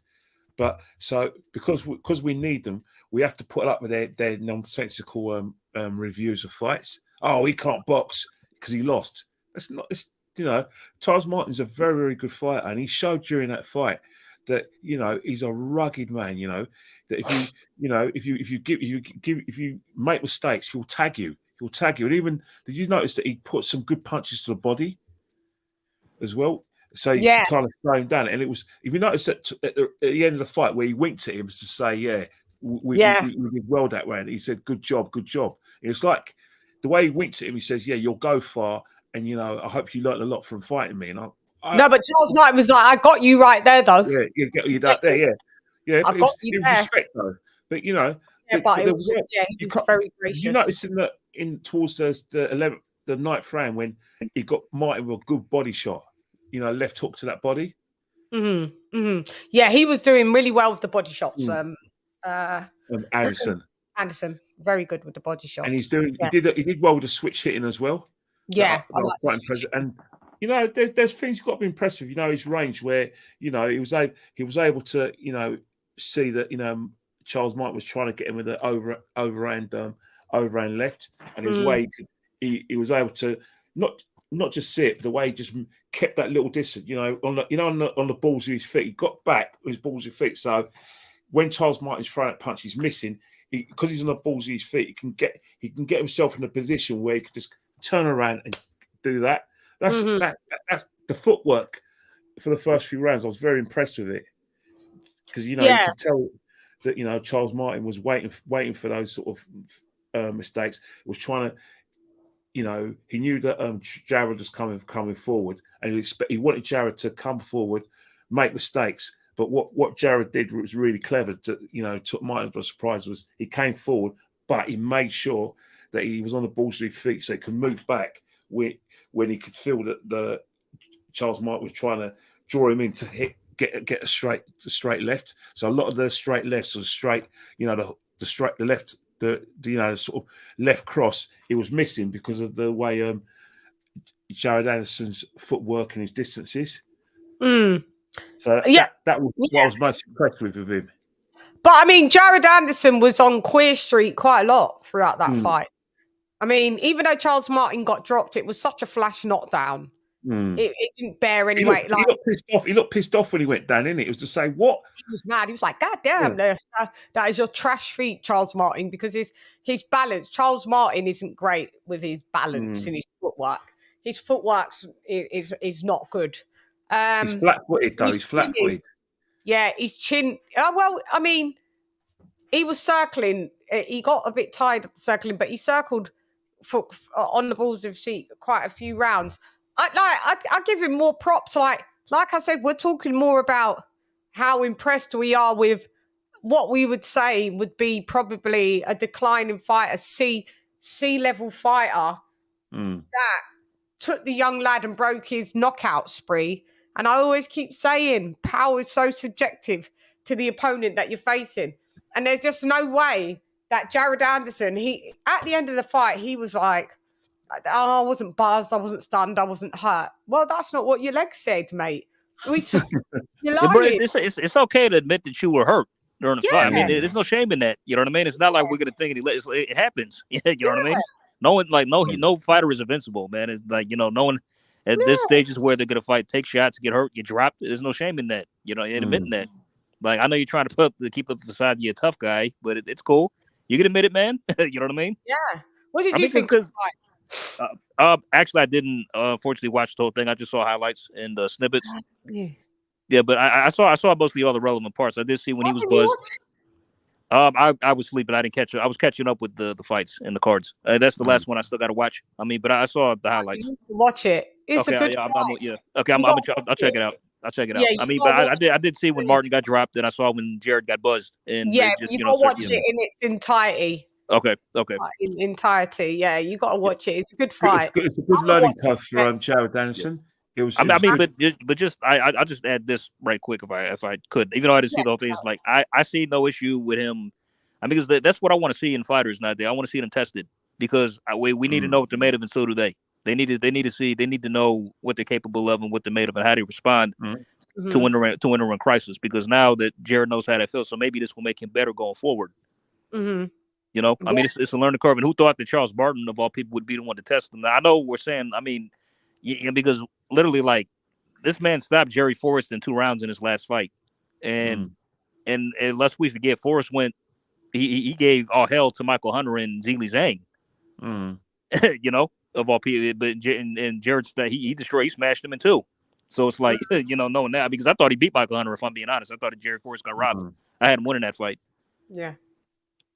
But I mean, but I want to see what Jared is. I agree with you, Chan. I don't think he's a hype job. I want to see what else he can do with what he's capable of. And he better get a move on because if he's serious about retiring, man, I'd like to see him challenge for a world title before he goes.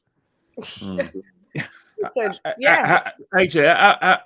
in terms of world title, that's about 2 years away, isn't it? Really, realistically. Yeah, probably maybe a year, maybe late next year. Two max, maybe year, 2 max, maybe. So. Maybe the end of next year. They're going to push him to the end of next year. We're end of next year. So we're in the middle of next year. So maybe you're talking end of 2024. October, November 2024. Yeah. Maybe. What do you reckon? Because he's 23 now. So I'd say by 25, she should have gotten the shot. He'll hopefully be ready. He should be ready. Yeah. How many fights in will he be for that? Because you're saying you're going by age. You need to go by how many fights he's in by. How many fights has he had now? Was 15 and 0 and 14 KOs? 15? Yeah. Yeah. Right, so we need to be getting him with. I say by 20, put him in by 20 fights. Have him challenge. Yeah. I'd say. Don't you think that by this time next year he would have fought at least 1 or 2 of the top 10? Yeah, we've got 1 or 2 fights. AJ, he's already ranked 3 out of the 4 governing sanctioning bodies as top 10. Why is he there? He is. Always in top 10. Okay. Yeah. In that case, they can speed him up then. I'd say maybe 1 or 2 more fights. Maybe 3 max, then maybe title shot, maybe 1 or 2. Is Joe Joyce got a rematch with Zhang? Yeah. I would like to see him in with Takam. That's not bad. I like that. That's not bad. Not bad at all. How about F.A. Jogba? No. You don't think so? That's not going. That's not testing him. No. Okay. We need a Takam. Yeah. We need a Martin Bacoli. We need a veteran. Veteran, right? Like a veteran. Yeah. We even a Michael Hunter. We need to see him against Michael Hunter, who's not deemed as a hard hitter, but that'd be a good fight though. Michael Hunter's not bad. That's not bad. We'll see. Where he is. A Martin Bacoli, a Carlos Takam, who are lumps. They're shorter than him. Well, Takam is, but that overhand right, strong, fucking durable. Takam stopped Makhmudov's knockout spree. I need to see him with Takam. See because his power doesn't look like it's transcend. It doesn't knock. You can't knock out Deontay Wilder, Anthony Joshua. Anthony Joshua knocked out the thingy. Like, listen, Charles Martin would be gone. Yeah. If you can't knock out, shouts out, like I said to Charles Martin, if you can't knock it, you can't. I think Top Rank should keep him around. Honestly, what do you think, Jan? They should keep him around. Keep him as a gatekeeper. Yeah, have him test some other guys, Jalalov, Makhmudov, maybe something like that. Yeah, put him in there with some guys. Yeah, Jared Anderson doesn't beat Tyson Fury, he doesn't beat AJ, he doesn't beat Dillian White, he doesn't beat Wilder. I would question even a Philip Ergovich. I would even question Andy Ruiz. I would question a lot of them lads that. These guys are experienced. These guys are experienced, and they're battle hardened. And they hit hard, Ken. Yeah, they're hard hitters. And if you can't hit harder, if you can't, this is how power is. Anthony Joshua got out a young in prime Charles Martin in 2 rounds. That shows how hard he is. So if you're talking about that, you can contend with the top 10. I beg to differ. I really beg to differ. The top 10. Let's go down the list. Let's see who we could do. You want to go down the list who we could fight? Yeah, we'll go down the list. Let me shout out to oh yeah, we've got a new name. Shouts out to Chad Ross as well. What's up, LC, Kenny Ken, AJ and King? Chad Ross and Bold. Hi, Chad. Chad Ross and Bold. You know there's a new name. I didn't know there was Jared Anderson fanboys.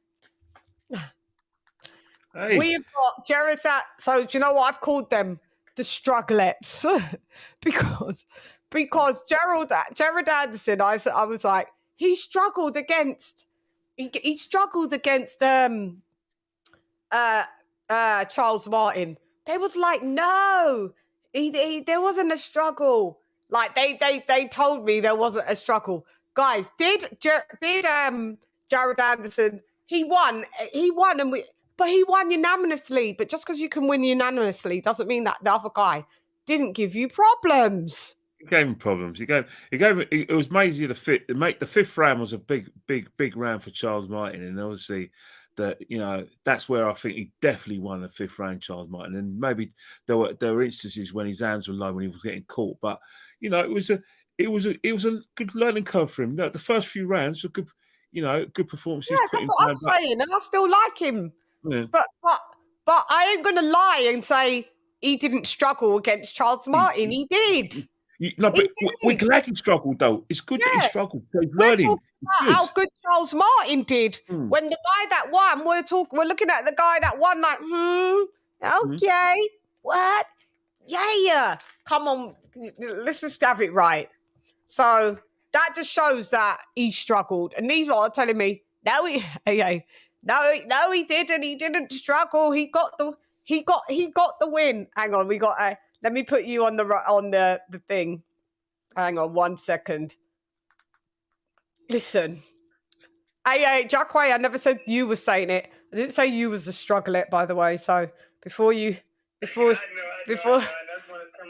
yeah, hang on. Yeah, hang on. Let's. But Shane, look, in my opinion, let me round of applause you. Hang on. We got Jackway. What up, Ja? Hey, Ray, Star Boone and Chip Ross out. Yeah, go ahead. No, in my opinion, yeah, he struggled, but he won. But look, I got him, in my opinion, beating White. I think Michael Hunter and Joe Joyce will be interesting. Yeah. Go ahead. Tell me about say that again. And I said, in my opinion, I got him beating White at this point. And I got Joe Joyce and Michael Hunter will be interesting. And when we talking about Fury, who knows if Fury will ever get in the ring with him? So yeah, but that's just my opinion. You got him beating. And that's why I'm gonna leave it at that. And I enjoyed the live. No. I got him beating, in my opinion. Yeah, go ahead. I want to write it down. Okay, in my opinion, I got him beating White. Yeah. Michael Hunter and Joe Joyce will be interesting. White, Hunter, and so you've got Jared beating White, Hunter, and Joyce. No, I got Jared Anderson beating White. Yeah, White, Hunter, and Joe Joyce. But I also now Michael Hunter and Joe Joyce will be interesting. It'll be like a toss up fight. It'll be like a who's who. Joe Joyce will be very interesting for him though if they ever fight each other. It's interesting because I like Kenny. I don't have him beating Dillian White. No, do I? No, I think Dillian White's too strong. Yeah, yeah. With that but it's opinion based though. I mean, it's not like Anderson. I mean, if Anderson chose to outbox it, he'd have to be literally. He could win that fight on points. He could outbox him. He could. He could beat Dylan on points and outbox him. He can win that fight on points. Right. Yeah, he couldn't take a White shot though. No. If White hit him clean with that left hook, he's out. Yeah, he's out. Yeah. And we've seen it. His chin's questionable. His chin is questionable. When you can hear someone on the line, you can't call. I'm not going to cut off the person on the line to put you. You got to wait. I just want to come in and say, AJ, you on point as always. I love this group, man. But look, I'm gonna let the next shout out, bro. Shout out. Call in and say what's up. That was it. Yeah. Thank you so much, Jackway, for calling in. You are not a strugglet like Bold and Champ Ross. Oh, hey, come on now. Hey, come on. Hey. They're my boys, man. They're my boys. They're the strugglets. That's the new name for the Jared Anderson. Oh, my God. In the boot. Thank you for hey, look, before I go, we don't know until we know until they get in the ring. I ain't gonna cape though for no guy. I can't. How can a prospect? Oh my God! All right, man. Love y'all, man. How can a prospect have fanboys? That's wild. Anyway. All right, I'll catch y'all in the comments. I'll talk to y'all later. Shouts out. Man.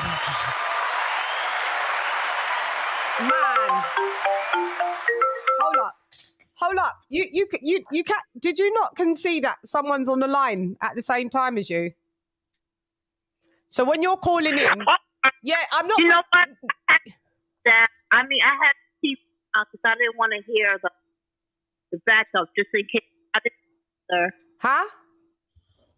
I had the phone down, so who was on your chat before? Sorry. I can't. You're cutting out as well. Her reception is messed up. I'm sorry. I didn't know if someone was on. I didn't know whether you had someone on the chat. I heard AA, but I didn't know whether he was finished or what because I turned it down. Yeah, he's on the phone. Oh, I'm sorry, babe. So let me call back in like he's gone a few now. minutes. I didn't know. He's gone now. He's gone. That's why I couldn't answer the phone to phone to you. Because he was on the phone. Apologize. That's why I'm saying if someone's on the line and someone's ringing through, I can't drop the person that's on But you know what? line. Like, because I have you on my TV. But you can't hear it. I don't want you to get the feedback.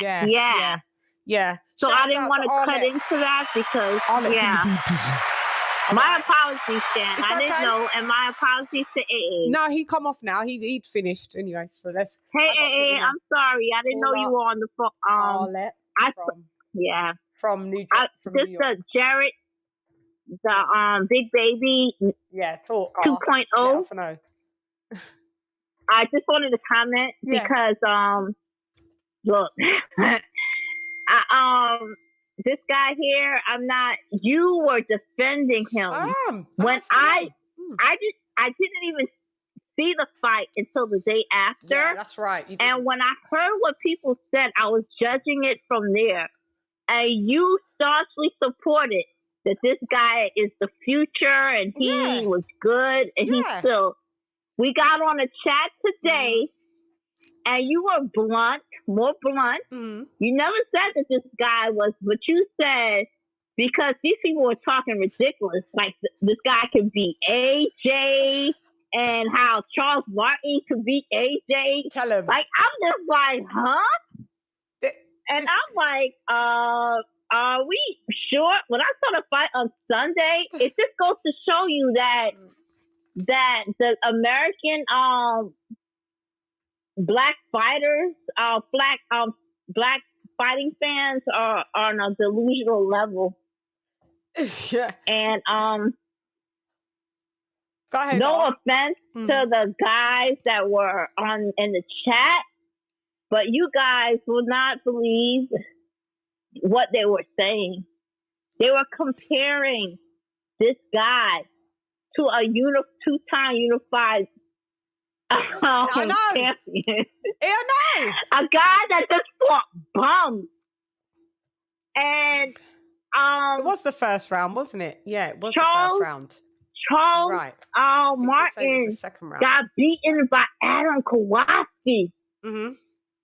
Adam Kalinowski. Come on, Adam Kalinowski. Yeah. That guy just got beaten 2 weeks ago. Mm-hmm. This guy lost against a guy that Wilder knocked out in the first. He got beat up 2 times against Robert Helenius. Mm-hmm. A guy that Dillian White beat. And Anthony Joshua beat this geezer in 1 round. And you may say whatever you want to say about Dillian White's chin, but what does that say about Jared? Charles Martin's chin? Charles Martin's chin is good. He got beat by Luis Ortiz. And Luis Ortiz's chin is shitty because Luis Ortiz got dropped so many times by Charles Martin and plus by Andy Ruiz. Not to mention the knockout he had by Wilder, but let's pass that. But Adam Kowalski, Andy Ruiz, even though he's not like none of these guys here can, I'm just saying, the point I'm trying to say is that I know that you guys want this guy to be the next big heavyweight. To me, when a guy's already saying that he wants to retire in 3 years, that he hasn't even fought the elite yet, because I had the guys in the What's Up chat was saying that Charles Martin was a B minus. You said he was a C minus. I said he's a solid C. That's where he is. Yeah, but someone said a B minus. Look it up, chat. It says it in the chat. Someone said that. Whatever. And I'm like, what? How is he a B minus? If he a B minus, what is 55-year-old Ortiz is? Ortiz is elite then. God. What is Adam Kowalski is? He beat him. So I'm just like saying, like, let's be realistic. I mean, I'm not saying that this kid can't grow.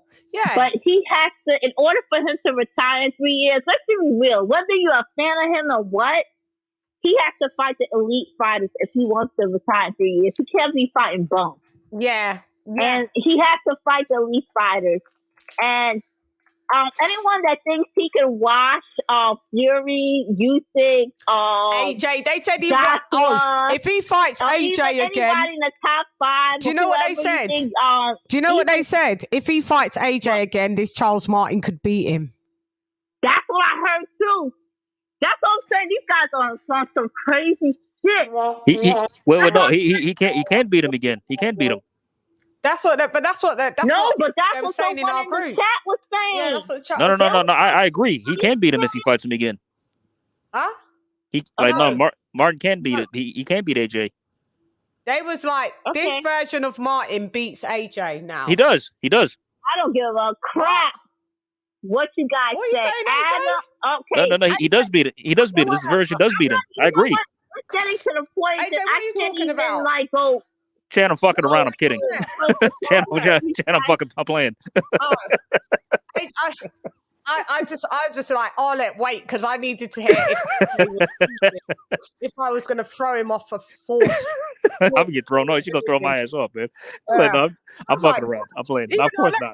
Sorry, go ahead, Yeah, we was like, what? No, I mean, if AJ says it, you already know that it's on some troll shit. No, he was joking. That's what I'm saying. It's also troll shit because I don't even believe that AJ believes that. No, you don't. No, I was playing now. No, I know, but I knew you were playing because I didn't. It scared me. I mean, I thought the saying is you're only good at your last fight. Yeah. And I'm not saying that AJ was brilliant in his last couple of fights, but you have to realize he fought Usyk. None of these guys we can't even compare. Mm-hmm. So I can't even say, I'm just saying. Mm-hmm. This guy here, I mean, if you guys want, I think CHANN was very fair. CHANN gave this guy I still root for him. Yeah. You know, his flowers on Saturday. But then these guys take it to an all new high by saying that this guy could be AJ, this guy could be. Oh, come on now. Let's just start from. I doubt if this guy can be white. To be honest with you. They went too far with that one. He don't beat. To be honest with you, Joe Joyce can beat him. Joe Joyce can beat him. Joe Joyce can beat him. Yeah. I'm not even gonna come. I'm not even trying to be like a hater. Neither am I. I'm just He's saying, just not ready for the top 10 that's why I said, why don't we just see where we start off? I said before, let's start off with Jermaine Franklin. Yeah. Let's see how that goes. Yeah. And someone said, oh, he's too strong for Jermaine Chandler. I mean, do you remember someone said that? I said, why would he be too strong for? I said, look, I think this guy, Joshua is a way bigger puncher than him. Look, yeah. So if this guy can KO him, yeah, that's just like, I'm just like, some of these guys are just. Look at Champ Ross capping again. Anderson can beat a top 7 out of 10 heavyweights. Come on now. Who? Can we go down the list? Yeah, let's go down the list, AJ. Let's all right. Go. I pulled it up. I got it right here. I pulled it up. Yeah, go ahead. Let's do the list. All right, number 10, Hrgovic. Number 10, Hrgovic. Strugglette. We don't know that. Yeah. We don't know we don't even know if he can beat him. We don't even know if he can beat that Chinese guy that beat Joyce. All right, let's go down the list. Hang on. Go ahead, AJ. What's the first one? Hrgovic, number 10. We don't know. I don't think so. No. Okay. All right, no. Okay. Number 9, Joseph Parker. No. No.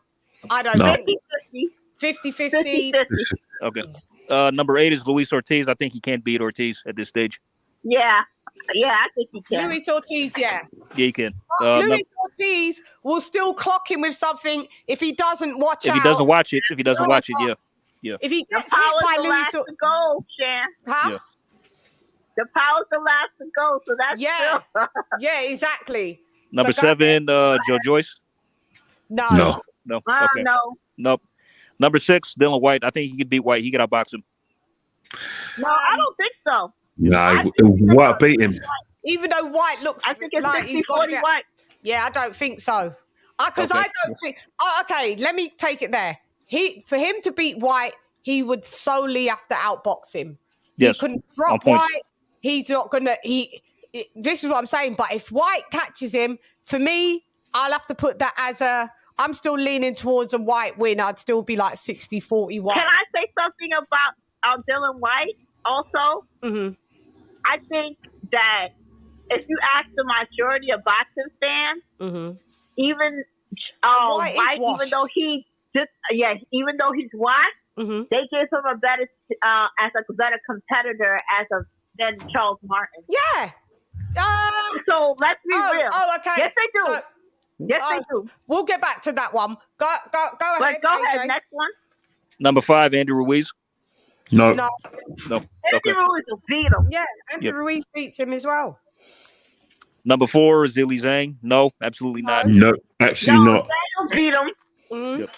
If I think Joyce will beat him, Zhang will beat him. Go ahead, do his next one. Number 3, Joshua. No. No. No, Joshua, no. will beat him. Joshua will beat him. AJ. Yeah, go ahead. Didn't you say that he'll beat Joshua? No, he was joking. No, I didn't. I was playing. Yeah. No, he was like, no. Yeah, go ahead. But Shan, the other lot on the chat was saying it. The other lot on the chat was saying it. Also delusional shit. Yeah, the strugglettes, because I call him Jared. I like him, Jared Struggle Anderson.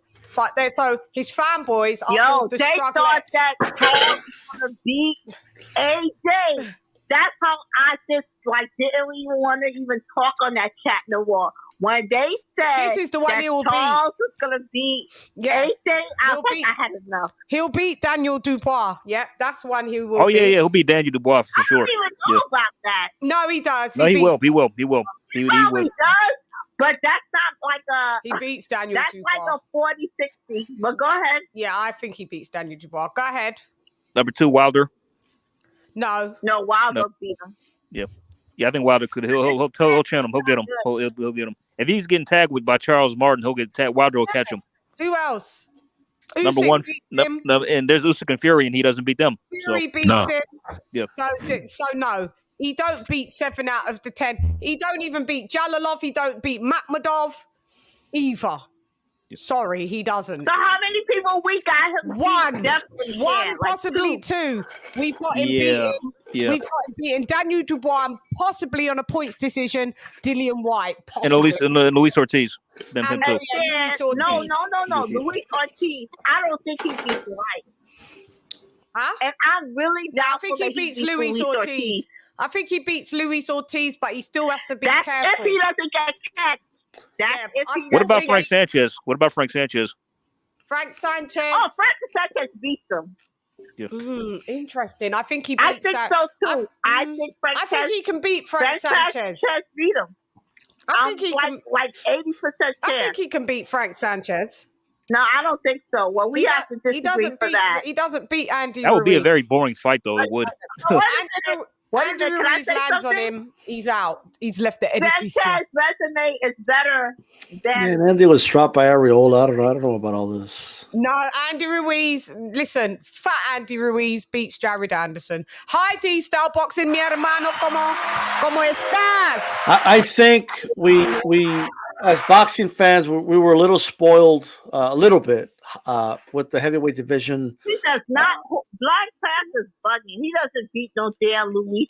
I'm gonna let D-Style speak. That's right. Go ahead. I'm sorry. Yeah. I'm gonna get off the phone. I'm gonna all right. listen. I love you. Can call back. Love you back. I love you, Chan. I'll call you back later. Yeah. I'm so all right. I'm not sure about all these short. Like, look. I'll keep it real. You got to keep Anderson. Keep him away from the top 5, even the top 10 to be safe. I think he needs a couple more fights before you throw him in there with top 10, in my opinion. But here's the thing. I'm not that confident Ruiz beats him. I'm not. Ruiz struggled with an old Areola and got dropped in that fight. All right, he hasn't been that active. He looked okay against an old Ortiz, but remember, Charles Martin was beating the shit out of Ortiz, so he got caught and knocked out. All right, so we're talking relatively very similar level here. Against not the top, I don't know about not Joshua. Like, forget about that. But what I will say is, remember how Usyk looked in the Chisora fight? Yeah. And everybody's kind of counting him out, and I don't know if heavyweights for him, and he looked terrible against an old Chisora. I scored the fight really close, actually. Yeah. I don't even buy the whole "you're as good as your last fight." That's not true. No, I can't. It's not. The perception is that talks about perception, not reality. The perception is you're as good as your last fight, but that's not the reality. I just think he's 23 years old. He's a prospect, and we should be talking about him as a prospect, not a top contender fighting a guy like Joshua right now. I wouldn't even put him in that category. But I would give him a good shot against Ruiz. I would give him a good shot against Dubois. I would give him a good shot against a lot of these guys. Now, once you're talking about a Joy, Zhang, yeah, those guys are just too high of a level at the moment. But so he doesn't beat he doesn't go in and beat how he was saying he beats. His power doesn't even transcend. Like talking about him fighting those top guys doesn't even make sense. It's like talking about can Xander Zayas beat Zoo? Like it'll be like me saying that. Like he said it though, D-Star. He was like, I can beat the people in the top 10. He's like, give me anybody in the top 10. Well, that's what he wants, I guess. But like, why? There's no incentive for the top guys to fight him because they're going to beat him. They're not going to get credit for beating a prospect. Like what I'm saying is he needs to earn the opportunity to fight one of the top guys. So I don't know. I think I would like a Joseph Parker fight. I think that's a good fight for him. Yeah, I would like him to fight Carlos Takam. Sure. I would like him to fight Martin Bacoli. Let's see what you do with them, man. There. Yeah, those are all good fights. You do. I'd like him to fight Michael Hunter. Let's see what you do with them 3 guys.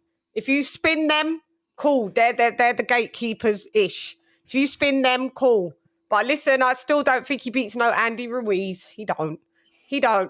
Andy Ruiz is heavy-handed, fast-handed, heavy-handed. Yeah, he got dropped by Areola. I mean, fighters. It wasn't just dropped though. He struggled in that fight. Yeah, I think because he was trying to acclimate being thin. He lost the shock absorber. I honestly believe like Anderson, I think he could have played it safe and never even got hurt in this last fight, but he's trying to get a stoppage. So it's just, what they tried to do, what it was, right? And I'm with Jared Anderson. I'm on the journey with him. When people call him a hype job, I wasn't on it. I don't think he's a hype job, but I will call out what I see. And the chin. I'm not sure about the chin. I'm not sure if the power knocks over the biggest lads. In fairness, though, like, look, I'm sure Martin's a big dude. Like Martin's dropped he dropped Ortiz. Like he could punch. Like this is a very heavy-handed guy. My issue is not that how he reacted. It's how we got caught. My issue is the way he's leaning back, flat-footed, leaning back the way he was. I actually tweeted it out in round 2. I was like, he needs to stop doing that. Mm-hmm. And then, surely enough, the veteran caught onto it, and he's lucky it took Martin that long to catch onto it. An elite fighter would have caught onto that by round 1. Like he would have seen that right away. And that's his issue. He needs to fix some of those problems. It is the heavyweight division. Anyone could hurt anybody. These guys are mammoths. They're big guys. So I'm not too concerned about the fact that he got buzzed in the fight. I'm concerned of what led to the buzzing. But he got repeatedly buzzed. Let's be truthful. He didn't get buzzed one time. Like there was a handful of times he got buzzed, like 3-4 times. I think near the end, at the end of round 10, when there was 10, he got caught again and was on, was on rubber legs. AJ, you need to watch that fight in its entirety. In some of the rounds, round 6 he got buzzed in round 5. Round 6 he came out, he still didn't have his legs, and he got his legs halfway through round 6. He didn't have his legs. I heard that he rang the bell early round 5. Is that true? I don't know. I didn't hear that. No, I watched it. I think the belt doing it wrong early, but as you said before, the 5th round was a learning. I'll call it a learning round for him because Martin opened up on him, caught him pretty well. I just think this is something that happens to fighters. Like Ward got caught by Boone, right? And he recovered, got up. Tim Tszyu was dropped by Gachet. He recovered, got up.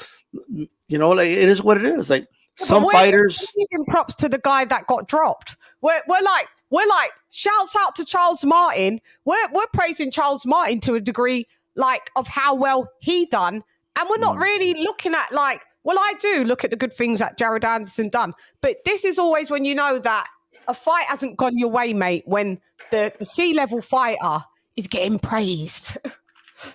Yeah, but it's better for Jared It's better for Jared Anderson to make his mistakes when he's learning. He has to make mistakes. He has to get punched in the face, and we have to know whether if you want to put him in with the better fighters. You have to know whether he can take a crack. You have to know. And can he take a crack? Considering what Charles thing Martin about it, is a cracker, but so are them other lads that we've just mentioned. All them other lads are crackers. How's he going to get past them? The problem with the heavyweight division, out of all the fighters who are in the top 10, you know, all of them have been on their back. Majority of them have been on their back, and they've got up. Yeah, and that's the thing. The thing with the heavyweight title, a big man when he's punching from the balls of his feet through his leg, and he's catching you clean. That's the division where it's the equalizer. It doesn't matter how good a fighter you are, how much of a journeyman is. You get caught right, you're going on the floor. But the equalizer is, can you get up? And that's the thing. Can you get up? What about the other big baby, Miller? You're going to get hit at heavyweight level. Some of the heavyweight. That big baby. I don't like you mean a potential fight between him? Yeah, like they could fight. The big babies you're talking about. What do you think about that? The loser needs to drop the nickname and let's get on. I think Jared Anderson should drop that big baby. The fight could be called "Who's the Real Big Baby?" Yeah, stupid. Right. I mean, it's got to go on. He's crying. Nearly to lose about. Was he weighing 20 stone in the last fight? About 22 stone. 22 stone when he fought. 23 stone. Look at Brown, isn't it? 400 pounds. Lose about 4 stone. It was terrible. I don't even want to see him box. I'm not with that geezer at all. I mean, guys, the good things what I saw about Jared Anderson, and like I said, I'm not down with all of this. Oh, he's a hype job. Like, he's a good switch hitter. That baffled Charles Martin, circling to the left and then circle to the left, circle to the left. And he got baffled and he started circling to the right. It was like, get your circle to the left. Yeah, mi hermano. Come on. Know which way you're going. Yeah. And that did start to play a bit of havoc on Charles Martin. What else can I give Jared Anderson? Yeah, he had the heart, he had the gusto, he won the fight. Nobody said it wasn't a unanimous points decision. Like, I'm with it. Just because you beat someone unanimously doesn't mean that the other opponent looked tragic. Charles Martin gained a new respect. I've seen a lot of people like, yo, like Charles Martin did his thing. Like, we don't mind seeing him in other fights. We don't mind. Because Jared Anderson was running off the mouth of when Gillian White had that luster performance against Franklin. But you fight Franklin then. Yeah, you fight him. He beats Franklin. There's no doubt in my mind he beats Franklin. I don't know. He should do. That's the thing. He should do. But you're supposed to have looked impressed. Listen, they got in. Listen, this is what happened, right? They were supposed. Who was he supposed to fight again? Aronson instead of Zan Kasabuski or something. Okay, I think that's the guy's name. That's out. His visa fell through. But listen, they thought, all right, we'll get because we need another southpaw. We'll get. Oh, guess what? We can have Charles Martin coming off a loss, 37 years old, 10 months out the ring. We're doing Channing, he was coming off. Hang on. We're doing a homecoming. You'll just knock him out. Jared, you'll look amazing. 4-5 rounds. I heard everyone going, 4-5 rounds, Jared would knock him out. That's what I heard across the board. It didn't happen. So for Jared then to come on at the post-fight interview and cap and say, yeah, I wanted to go to 10 rounds. No, you didn't. You couldn't get him out. Anybody want to agree? He couldn't get him out. He wanted to get him out. That's how he got hurt in the 10th. He was trying to get him out. Yeah. And in the end, in the 10th, if there was 10 more seconds, even 5 more seconds, lads, of that 10th round, he would have left the building. Nah, he would have been fine. Stop. He wasn't going to stop him. AJ, Kenny, if there was 5 or 10 more seconds at the end of that 10th round, would Jared have got at least dropped? I think the thing is possibly yes. He could have. His mouth was down to his feet, so he could have. But the thing about it is that, you know, it was a punch where, you know, when it comes to the end of when you know that the fight was you know the belt. You know when they give you that little that, you know the fight's nearly over. Yeah, the so it's 10 when seconds. you know when you think it's done, he made a little mistake. Boom, boom, boom. Now earlier in the fight, if he got caught like that, would he make that mistake, knowing that they're still trying to get knocked out? We don't know, got do we? caught like that a lot though. A few times though. It was another time he started getting peppered towards the end of the. But I don't know what you lot are seeing. It's the Patreon. I mean, he wasn't dropped in the 5th when he was hurt. I mean, why would it happen in the 10th? Because the 10th, he looked like. Did you not watch the 10th round? Of course I did. You know where Cruz. Look at my thumbnail. Look at his face in my thumbnail. He's like that, like nigga. No, I'm gonna go down. He would have been all right. This bell's got a ring. He was happy that bell rang. Even Martin was like, "It is here, yeah, I got you there. You know, I got you there." Do you know what I mean? He came out. Listen, I wasn't stunned, shocked, or nothing. Listen, stop lying. We don't believe you. You need more fucking people. Yeah, stop the cap. Stop the cap. Yeah, that's where you stop lying, nigga. He's a queen, but this is going to be sleep. He's a queen, but this is going to be sleep. Yeah, stop it. Stop. Just stop it. Get the fuck out of here, man. It's my night. Stop it. I mean, go ahead. Well, we'll never know what would have happened if the round was 3 minutes and 10 seconds. But there's only 3 minutes in a round. It is what it is. Yeah, it's true. Yeah. And we'll never know. But it's a go ahead, AJ. You go ahead. No, I mean, I just wanted to correct you. Like Charles Martin was actually coming off of when he got another fight in, and he stopped whoever he fought in 4 rounds, Devin Vargas. I actually never saw the fight, but he was he got a fight in that between the Ortiz fight and the fight over the weekend. Wasn't he training for a fight or something? That's what Champ Ross said. I think he was training for a fight. Yeah, I didn't even know that. I just thought I mean he came in decent shape actually, because he weighed 253. Yeah. He weighed less than he did for his last fight. 252. And Jared came in like 243. Yeah, something like that. Yeah. Mm-hmm. Yeah. So I know he was in trouble. Obviously, he must have been in the gym or working or something. So they're staying ready because he came in decent shape. So not overweight from his last fight. So more people are more impressed with him. Yeah. I'm trying to. I mean, just imagine how he would probably have done it if he had a full camp. What I will agree to 100% is we shouldn't be talking about, obviously, especially after this, him fighting any top 10 fighter at the moment. It wouldn't be responsible put him in there right now. That's what I believe. Like, I just don't want to hear you with the top 10. Go with the 15 to 20, maybe in 30. Like I need to, but D-Style, he is top 10 ranked in 3 of the governing sanctioning bodies. So yeah, but how slow can they pace him? Yeah. Without it looking weird. Kenny Ken, do you have to leave the builders in? Yeah, I have to leave the builders in. Kenny Ken, tell them where they can find you. We got some big fights this weekend to review. Who's on this weekend? Who's fighting? Ortiz going to fight Stanionis. Oh yeah, Ortiz. Also, I think Jaron Ennis is fighting too as well. I think, right? Who? Victor Ortiz against Stanionis. Ortiz. Oh, good stuff. Yeah.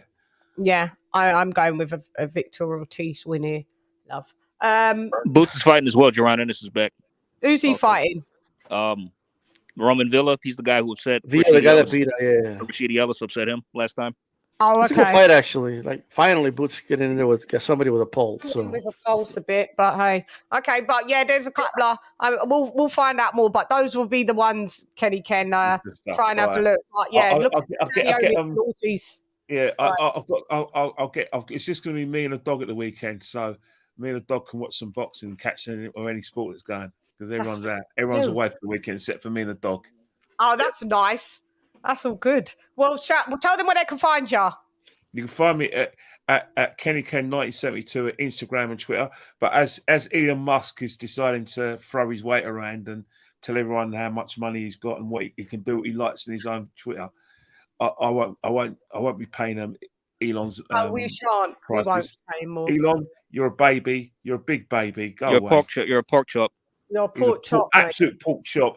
I can't stand the man. Oh no, neither can I. Fucking idiot. can keep his. I'll see you guys soon. See you soon, Later, Kenny. Kenny. Love ya. Peace out, man. See you soon, mate. See ya. Shout out, Kenny. See ya. Kenny's left the Brutus. Okay, so where we're at, we have to remind everyone it's the weekly wrap up Shiggity Show.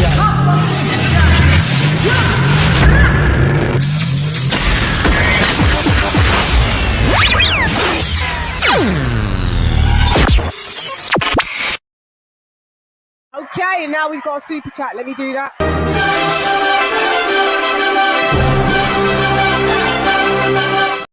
Shouts out to ALOT for dropping that $1.99 on your girl. Let's see if Big Baby beats Jermaine Franklin. Also, sorry, got enough. I've got a PayPal in the booties.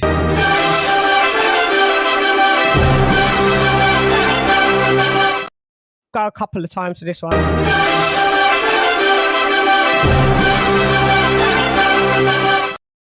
Shouts out to AJ all day for dropping that £101 in the blood clot booties. Yeah. Thank you, AJ. You're very welcome. Massively appreciated. Muy apreciada. That's right. Yeah, shout out to Arlette. Yeah, you like that? D-style. I'm just saying shout out, Shout out to everybody. Go ahead. Shouts out to Arlette. Hey, but Franklin's getting knocked out if he fights Big Baby, though. Oh, yeah, because Arlette could be on your wall. Because look at the girls that you got behind you. That's funny. Oh, yeah. Yeah. Arlette. Is that really Arlette in the photo? Yeah. Oh, shit. In 1945. Oh, damn. Come on now. Oh, shit. Man, that was brutal. Yeah. I'm joking. No, that is, I don't know where she took the picture, but that is Arlette. She's gonna ring in and say, "Now, Chan, that was last week." She's gonna call in. Sorry, I forgot we've got a caller on the line. My bad. Daniel from Texas. Let me put the. There you go. What up, Daniel? Talk to us. Yeah.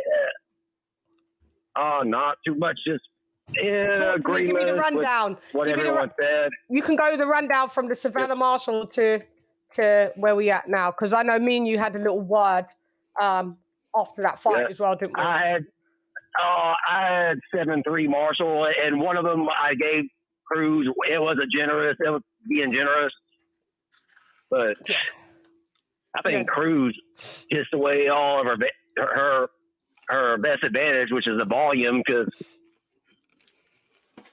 it felt like a bad hookup attempt, and Marshall caught her with the cleaner shots. Yeah, I agree. And Marshall had the cleaner, effective shots when she was allowed to get them shots off. I want to get D-Styles' opinion on that after you get off, because me and D-Styles, we was having a good old chin wag about that fucking fight, weren't we, D-Style? Jeez. Fight was ugly. Muy feo. And I hope there's a rematch. No. There is no rematch. You can't see that twice. Thank God. God can't brutalize us like that. Sorry. I'm all for a rematch. What, with Marshall and fucking Cruz? Yeah. No. You like torture. I don't want to see that. It was ugly. No, I'm just fucking around. No, we don't need to see that again. No. Anything but that. No, I'm not on it. I want to see it again. It's okay. It's fine. Está bien. And I'm pretty much with everyone. I'm sorry. Go ahead. No, go ahead. What Big else? Baby's not ready for the top 10. Yeah, okay, yeah, the top 10. Jared Anderson. Go ahead. He's not ready yet. What do you think got of the fight? a lot of stuff to fix. What do you think of the fight? Tell me. There's some spots where I thought he looked good, but he keeps getting caught pulling back, and he needs to fix that. Mm-hmm. Yeah, that's what we said. Pulling back in and the straight lines. If he doesn't, he will be a hype job. Yeah, I need to wait and if he learns from it, then he can't be. Yeah, then he could be a world champ. He can't be a champion. I hope so because cupboard's bare for the American heavyweights. Campeón del mundo. I don't know. Will it be one? Maybe. I don't know, but the guy I was most impressed with was Abdullah Mason. I was like, okay, kid. Yeah, Abdullah Mason, amazing. 7 fights, 6 coming by way of knockout. I think. Yeah, great stuff. And of course, my dad. This was the first time my dad saw Mason. I pretty much told him he looks like a young kid, but he doesn't fight like one. Mm-hmm. Yeah. And once he beat that dude's ass, he was like, "Oh, damn! Yeah, this kid could be a special one."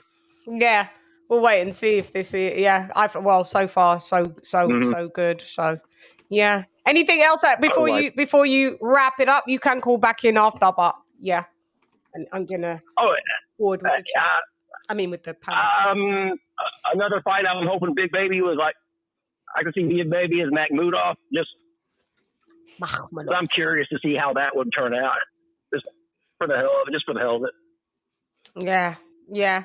Well, maybe we get to see. Yeah. I think there was rumors that may be his next fight, so we shall see. But Daniel, thank you for calling in, and you can call back in if it moves forward and you got more to say.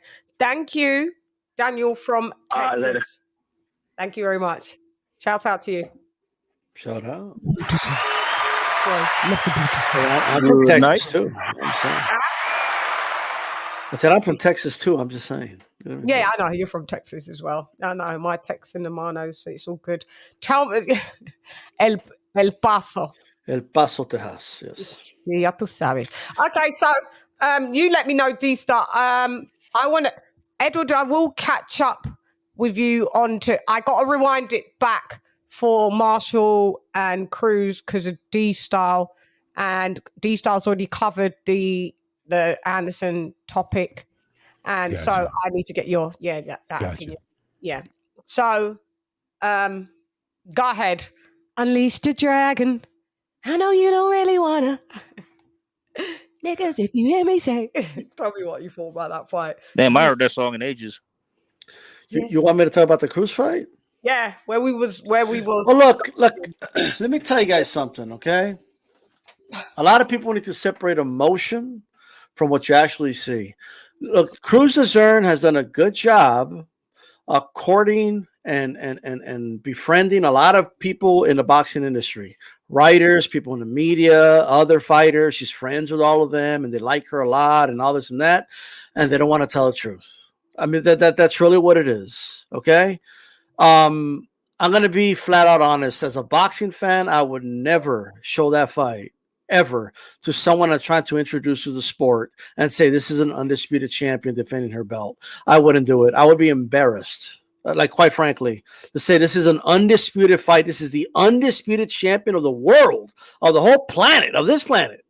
All right? Not a made-up world and not some imaginary world. The planet we live in, planet Earth. She's a champion of all 7 continents. Even the penguins in Antarctica got to acknowledge. Okay? So at the end of the day, I've seen her fight before, but I knew this. I was going to feel this way. I'm watching the fight, and I'm disturbed by what I'm seeing. And again, I'm sure she's a great person. I'm sure she's a good person. I'm sure I heard her sing the national anthem. Good for her. Her singing's better than her fighting, but it is what it is. But here's the thing, okay? She has all these talents, and maybe she could channel them into some of the stuff because I didn't like what I saw. And when I look up the division and a girl ranked number 5 in the world has a losing record, I could see why she's the undisputed champion. All right. There's not a lot of talent there. Savannah looked okay, and she looked terrible. So Savannah looking okay was enough to win that fight. All right. I would like to see Savannah shorten her hooks a little bit. They're a little too wide. Stop crouching so low. It didn't make any sense. If you would have fought tall, use your jab, it would have been a much easier fight, to be quite frank. But the flailing away, the just making a fight ugly and making a fight unwatchable doesn't mean it's competitive. It doesn't mean that you're in the fight, right? I will compare. Imagine watching, and I'll properly call it football, so I don't get yelled at. Okay, but imagine you're watching football. Okay, Yeah. All right, Premier League football. R1. Oh, Premiership football. Okay, cool. And let's say that one of the teams is making it ugly. Elbowing, yellow flags all over the place. Okay, tackling unnecessarily. Okay, shoving the other team. They get 2 red flags. I mean, but they get beat 4-0. Well, yeah, it was an ugly game. They made the other team very uncomfortable, right? They elbowed a dude in the face, made him bleed, all this, but was the game close? No. In this fight, she was not winning. She was clearly getting beat. The cleaner punches were coming from Savannah, right? That she was the only one landing clean, crisp punches. The punches have to be clean. That's part of the scoring criteria, right? Like it's she's not doing anything effective. All that flailing inside aren't really. All those arm punches aren't doing any damage. Savannah, you said that. Yeah. She had a clear face. There was no damage done. She looked like she took some damage, right? Cruz. The fight wasn't close. It was an ugly fight. It was ugly to watch. She made it ugly. She made Savannah uncomfortable at times. Yeah. But in order to be winning a boxing fight, you need to be doing boxing things to win a boxing fight. Okay? Like just I don't know. She wasn't winning with punching Savannah. Like she wasn't making her uncomfortable because she was punching her in the face. She was just making the whole thing uncomfortable. She made me uncomfortable. I felt like I was losing. Right? Every round, I'm like, this is a 10-8. Like, I'm the 8. Like, every round. I'm the loser. Can you imagine what a fight with her and Jessica McCaskill would look like? Can you imagine Bro, that? she makes Jessica McCaskill look... I mean, at least just imagine the fight between them in the same weight class. But here's the thing: once, like Jessica it might look awkward, but she starts landing clean punches. Yeah, right. Jessica's a pressure fighter, so that's why. Yeah, like she'll she's closing her eyes and swinging all wildly, but like they're landing. They're fighting either, but I mean, I get you. I think they're both ugly. And then LadyChann tells me, "Oh yeah, she's like a Chisora." Look, Cruz makes Chisora look like Smoking Joe Frazier, okay? And we were to compare. I'm sorry. Like, it wasn't watchable, and it's not her fault. It's just boxing's fault. What's boxing's fault? And how does she end up being an undisputed champion? And then on top of everything, I got to keep hearing this during the fight. Come on, get her! Get her! You're winning! Like, shut up. All right? Can you shut up, Shields? Yeah, I think she's winning every round. Like, shut up. That's what I said. She said by the end of the 3rd round, she was like, "Yeah, I have Fran Charm winning all 3 rounds. Liar, mentirosa." Like I couldn't believe the lies. Like the lies was in the booty.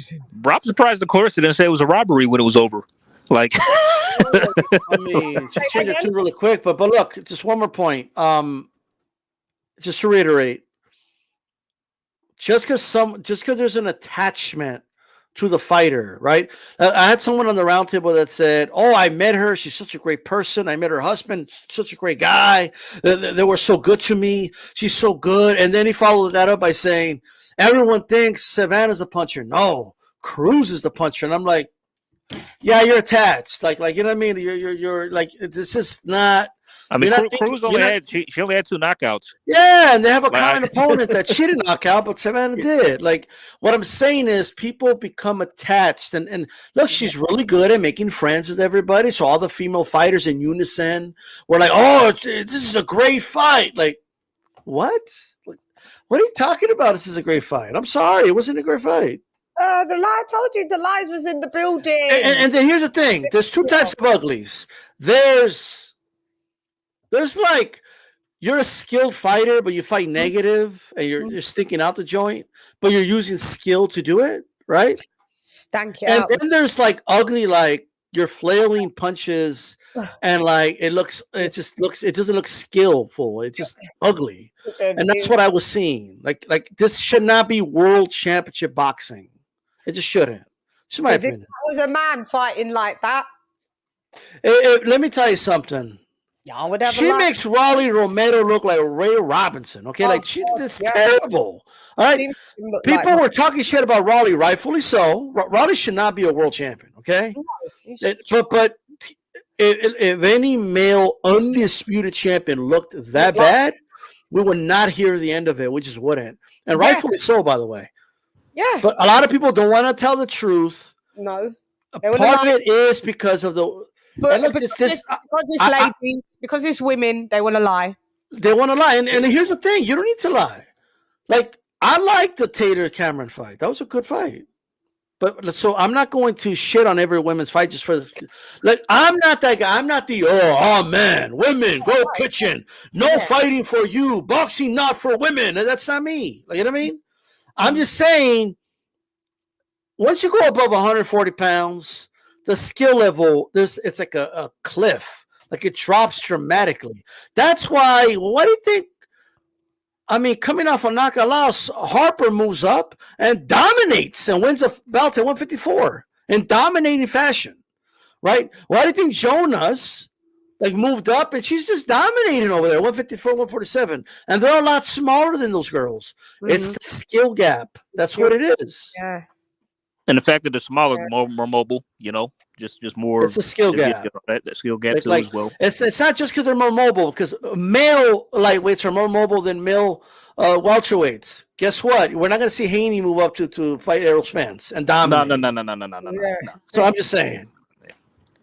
Yeah, shouts out. These styles having none of it.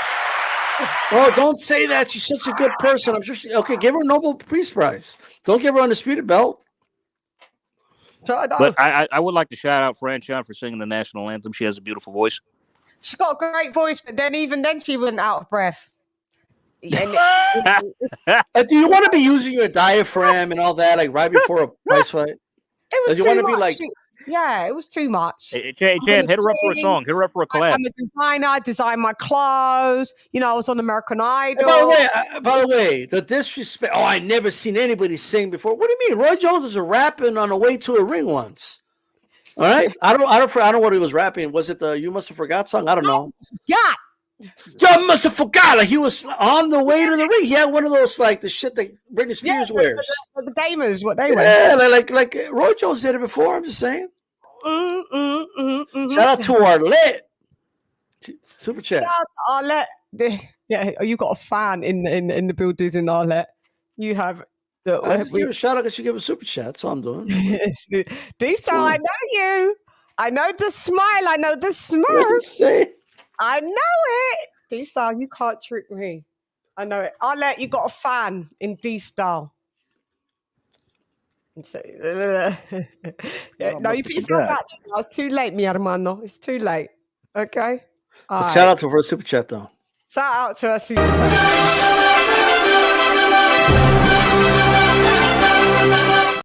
Arlette, we should be paying you we should be paying you super chats because the appreciation that's coming from this side. What's your cash app, Arlette? What's your cash app? Actually, I can't even send them coming from the UK out to America now. We can't receive cash apps. But D-Star can cash app you for your lovely profile. I don't know about all that. It's not what gone too far? I gone too far? Come on, you have to salute. All right, we just salute the appreciation of the big picture. What did you say? Shout out for the super chat. That's all I said. Whatever. It's whatever the weather. Cruz is the female Sean Porter. She's not. Well, not really. Way better not at all. Yeah, not really at all. No. She's the female Chisora. Let's get it right. Look, if Arlette says she's a female Sean Porter, it is what it is. You gotta accept it. Nah, cuz let's not. Just in all seriousness, Sean Porter is a pressure fighter, which Sean Cruz is. Like she makes Sean Porter look like Sean Porter's a good prime Iron Mike Tyson. Like if we were to compare. Yeah, you know what I mean, I'm just saying. Sean Porter's a good fighter, so I'm not really. I'm not. Sean Porter, good fighter for me, mate. He gave hell to everybody he fought, including his losses. Yeah, but included. So yeah. Well, no, we're leaving that. Box, for real. I mean, he fights. This is like this is a rumor start. You know what I mean? Like here goes haplotype starting rumors. Well, no, you started it yourself. You did it yourself. It's all on you. It's all on you. So we're gonna go to Eduardo. What up, Eduardo? Okay, so you haven't stated your piece on Anderson and Martin. All right, so Big Baby, step up fight, a little better caliber than he's been going to. I think it's a trick. It was a tricky fight because what's his name is a southpaw, and he's long and he's big. The thing that I gotta say about Big Baby, what I gotta say, well, this is the issue I have with him. I don't want to shit on him because, like I say, he's a young fighter, but his power is not. To me, is hugely overrated from what I saw. He does not hit hard enough to put himself in a position with some of these giant heavyweights. I think the switch. Okay, just to critique him straight up, the things I see good and bad with her. He got his heart. He did get hit with some flush shots and he kept coming. His forward motion, he got a good tank on him because I think what's name was trying to drown him and ended up drowning his damn self, which was a stupid plan to begin with. The switching thing, he need to stop that. Not really good at it. It looks to me for show that it's nice in the smaller rates. As he gets up, he's going to have problems. But I just think the power gap, and he's small. For some reason, I know he's like 230, but he don't look that big. Who? Anderson? Big Baby Anderson. I think he's like 234. He came in at 243. He didn't come in at 230. Came in at 243. He don't look that. Or maybe, I don't know. Maybe this Martin is just fucking huge. I don't know. Martin looks really big.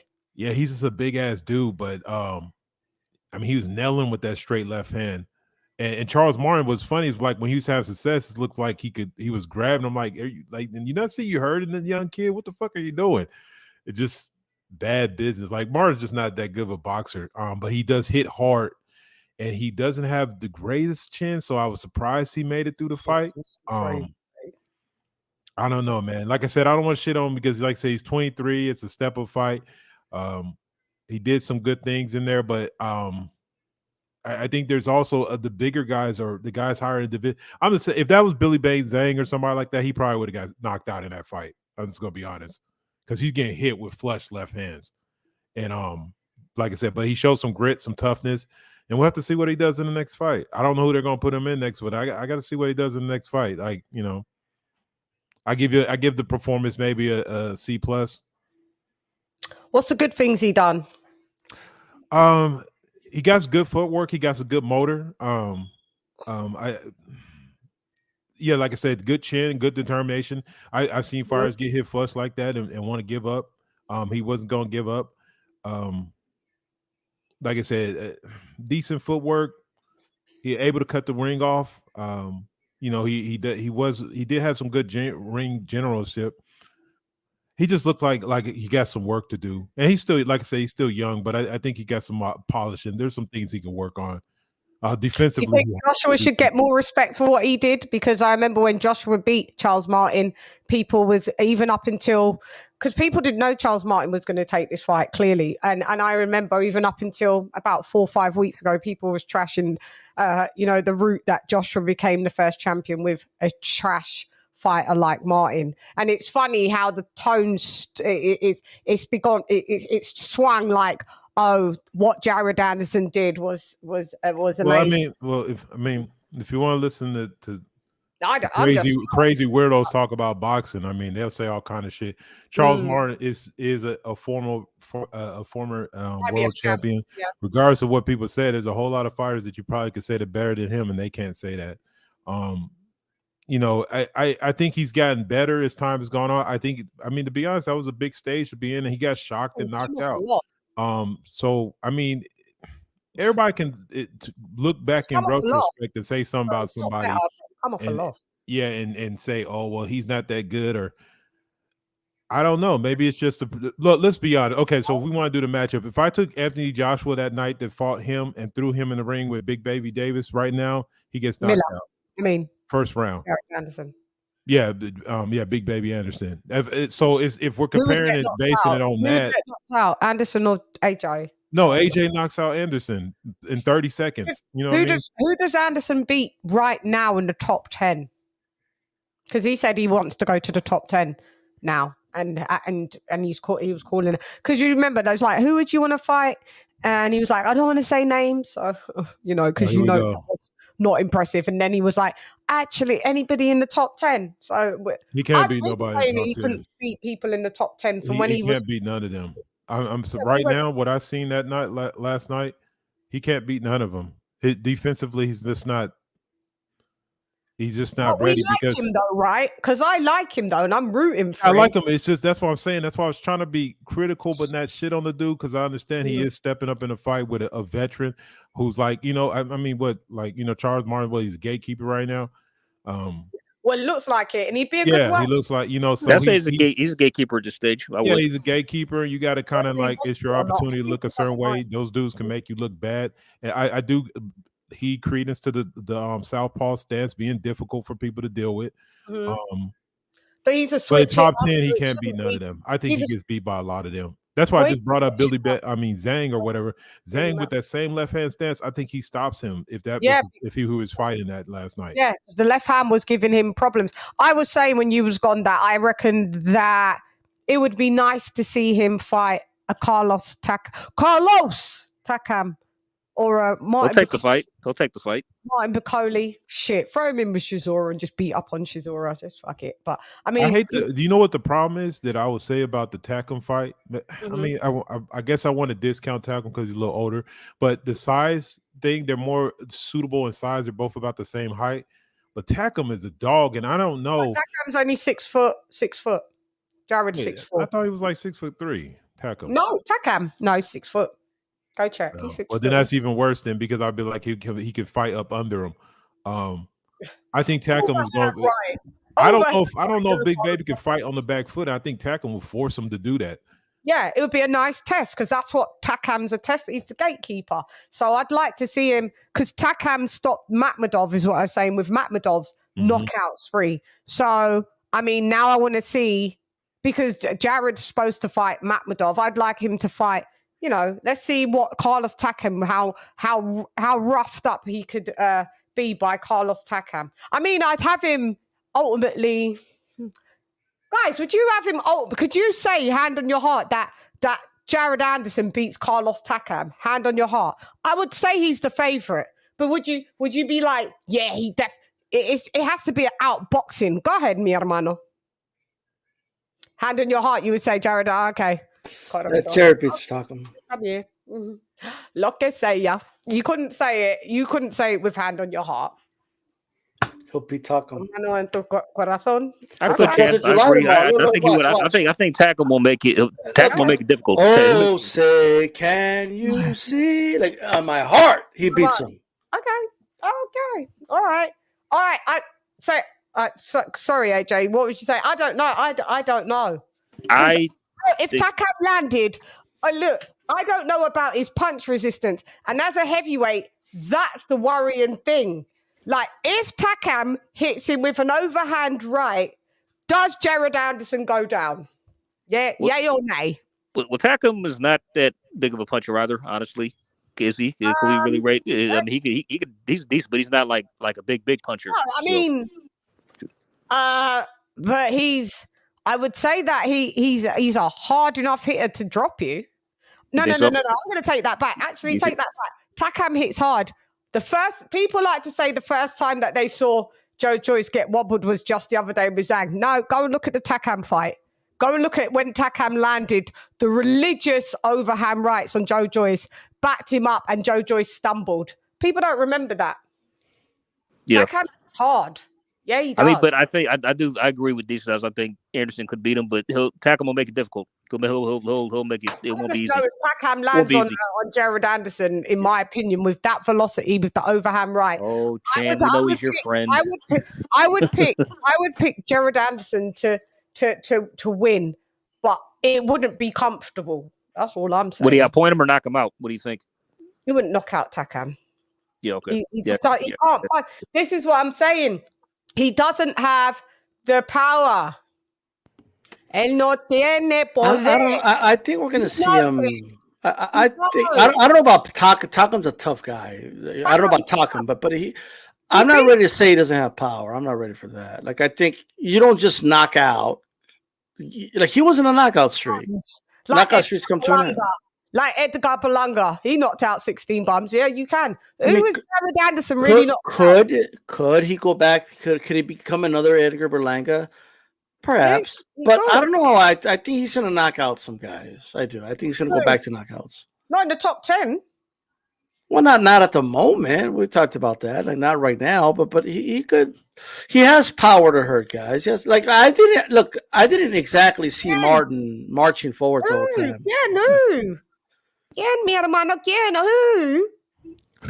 I put it like this: as far as you didn't see Martin coming forward. Martin wasn't coming forward, but the problem was you're being patriotic.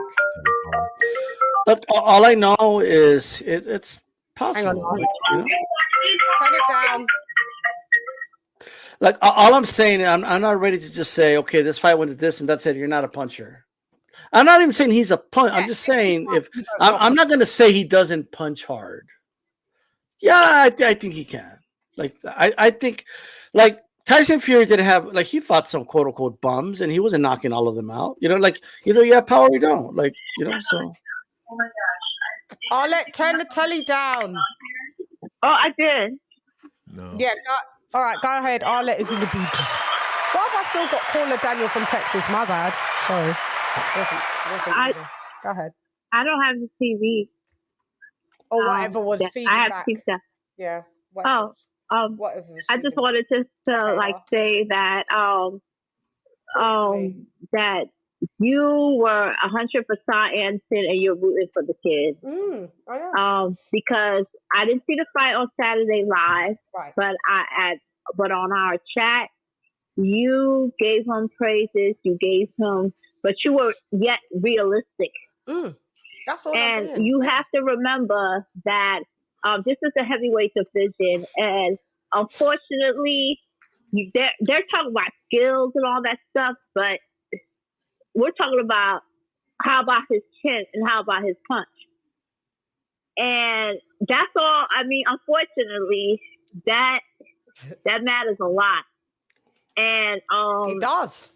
It does. It this guy right here, he said he only wants to fight another 3 years. He said that. So he's 27. Once a person got in my mind, because right now in my life, I'm trying to change jobs right now. And I might be getting a new job in the next 2 weeks. But thank you. I've been at this job that I'm working at for 12 years. I've been at this job for 12 years.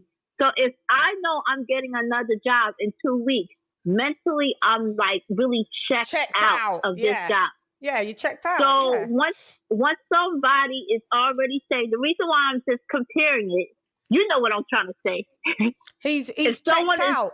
He knows he's going. He ain't staying for long. He's checked out. He's mentally checked out. Yeah, he knows. And that mentally, that plays a lot. And you guys have to realize that. How many big fights is he going to get in 3 years for him to retire? That's what I think. It's only like three. Yeah, you got to be realistic here. Look, I am American, and I am rooting for the American fighter. But I'm not going to be on someone's because he's American. I got to be realistic. Come on now. This guy has not proven anything to me so far. That's why I said, let's try out a Jermaine Taylor. Let's see how he looks. I mean, Jermaine Franklin. I see what that's Jermaine a good Taylor. fight. Jermaine Franklin is a good I fight. love Jermaine Taylor. Yeah, I don't know about Jermaine Taylor. What about you? Yeah, I know he'll kill Jermaine Taylor. I mean, Jermaine Franklin. Yeah. But I used to like Jermaine Taylor. I always had a crush on him. So back in the day. D-Star's got a crush on you now. You got a new one. No. I have a question though for Arlette. Arlette, do you ever like? We can't swerve it. He liked your picture. He said, "Is that Arlette?" Okay, he likes perfect. Thank you, DJ. You're welcome. But I have a question for you. So you said you were in the job for 12 years, right? DJ. Were you checked out 3 years ago? Were you checked out from the job 3 years ago? Actually, yeah. I always knew. Sometimes this is not what you want to do. You're not helping me make my point, but it's okay. He's in relationships. You check out. When you are in a relationship, I don't know, you can compare it to that sometimes. You check out. Like people stay longer than they're supposed to, and they mentally check out for like a year or two. I know nobody in the panel may agree. I just break up with them. I'm not going to wait a year. But no, I'm not saying like you know what it's out, like to check out of a relationship. This is not, you like them, but this is not somebody you want to have a future with. Okay, I got you. So I guess this is what I think Franklin knows, that he knows this is not what he wants to do in the next. I'm sorry. Anderson knows that this is not something he wants to do in the next 3 years, and he's 23. So that alone, when someone already says that, to me, but does that speak volumes? Do you really believe that the performance wasn't what we thought it was going to be, or at least I didn't, because he wants to retire in a couple of years? I don't think it had anything to do with that. I just think he had a tough veteran in front of him. He was making some tactical mistakes, like leaning back, and got caught, and the guy could punch, and he hurt him. And he won 8 out of 10 rounds for me. I mean, he didn't look checked out in that sense. You know what? If they was matching him decent, he would have had no trouble probably getting rid of somebody like Charles Martin. But let me ask you this: have you ever in your job, did you ever have a day where you just didn't perform very well at your job, but you could do a lot better than that? Yeah, a bad day at the office, but go ahead. You don't think that's just what it was, a bad day in the office? No, because when I come in to work every day, I make it in my mind I'm going to do 100% at my job. But you just said you were checked out. No, I'm checked out because I know this is not what I want to do. Yeah. But So I'm still doing my job. Okay, so I'm glad you said that. So you could be mentally checked out for the future, but you could still give 100% in a fight. No. Since I've been mentally checked out, I know I'm CHANN private chat. Of course, I'm not going to be 100%. I'm not going to be like how I was when I know that this is even though I may not have liked the job, I still done what I was supposed to do at a high capacity to keep the job. But now that I know that this is I know what I'm going to do, I'm not going to be, or I have plans, and I already know it's not going to be like how it was before. Okay. It's your opinion. I'm just saying, I just approach life like that. Everybody's different. I mean, I can't say, but I can only say from my life experience, I'm not going to be 100% if I know I'm going to check out at a job in 3 years. And you can tell when that kid went backstage and started crying to his mom, he knew what he was supposed to do. That might as well just have been a loss. That Look, I'll agree with everything you're saying if you subscribe to my channel. And I'll agree to everything. What did you say, T-Star? I said if she agree, I will agree with everything she's saying. All she has to do is subscribe to my YouTube channel. Yeah, subscribe to D. We're gonna get everyone to subscribe to D. She's right, everybody. Listen to Arlette. All you have to do is subscribe I'm to just saying. I will still and come over there with that picture. Don't agree with me. And come over there with that picture, because D-Star will. I might even do a live. D-Star will moderate. You be a moderator. Chann's a little too much, but yeah, it's another subscriber for me. It's all good. I need to come over again as well. But no, sorry, I just need to come over just on your normal. Sometimes I need to be in the chat. Sometimes you go live, I'm going to bed. El Paso. What time do you go live? We got to all go over to D-Styles though and just come and chop it up as gang. Just come and bombard your live, D-Style. Oh, can I say, is AJ still on the chat? Yeah. I mean, it's still. I just want to tell him thank you for his support of the channel. And me and him butt heads 24/7. But what I do respect, and I do respect a lot of things about AJ, he that supports the channel a lot. He sticks by his guns. He supports the channel, and he is a sound boxing mind. Yeah. We love him. But his support for the channel is just so I mean, I love AJ. I He's just really lovely appreciate anyway. that. AJ, you do AJ your all thing. day. If you didn't read my message that I left after the super chat, I'm saying it right now live. You go. I saw it. Thank you, Arlette, for the I mean, for the comments. I appreciate it. I do. Yeah, even though the donation wasn't to you, and I don't know why you're thinking. No, no. It's all good. I'm playing Arlette. I love you, Arlette. It's all good. But thank you. Appreciate it. Thank you. Okay, I'll talk to you guys later. Love you. Bye, Peace girl. out, I'm here. Mwah. Mwah. Love you, girl. Bye. Arlette is left the Bluetooth. I will say though, I'm not convinced that he's checked out of the sport. I'm not gonna I don't know. I don't think that had anything to do with his performance against Martin. It's my personal opinion. So Josh, do you think we've got new fanboys for a prospect? I mean, if they're saying things like he could beat anybody like in the top 5 for sure, I mean, there's a problem with that. But yeah. Yeah, it's crazy. But look, everyone's entitled to their opinion. If they feel that strongly about it, just stand by it, and watch it play out or not. That's all.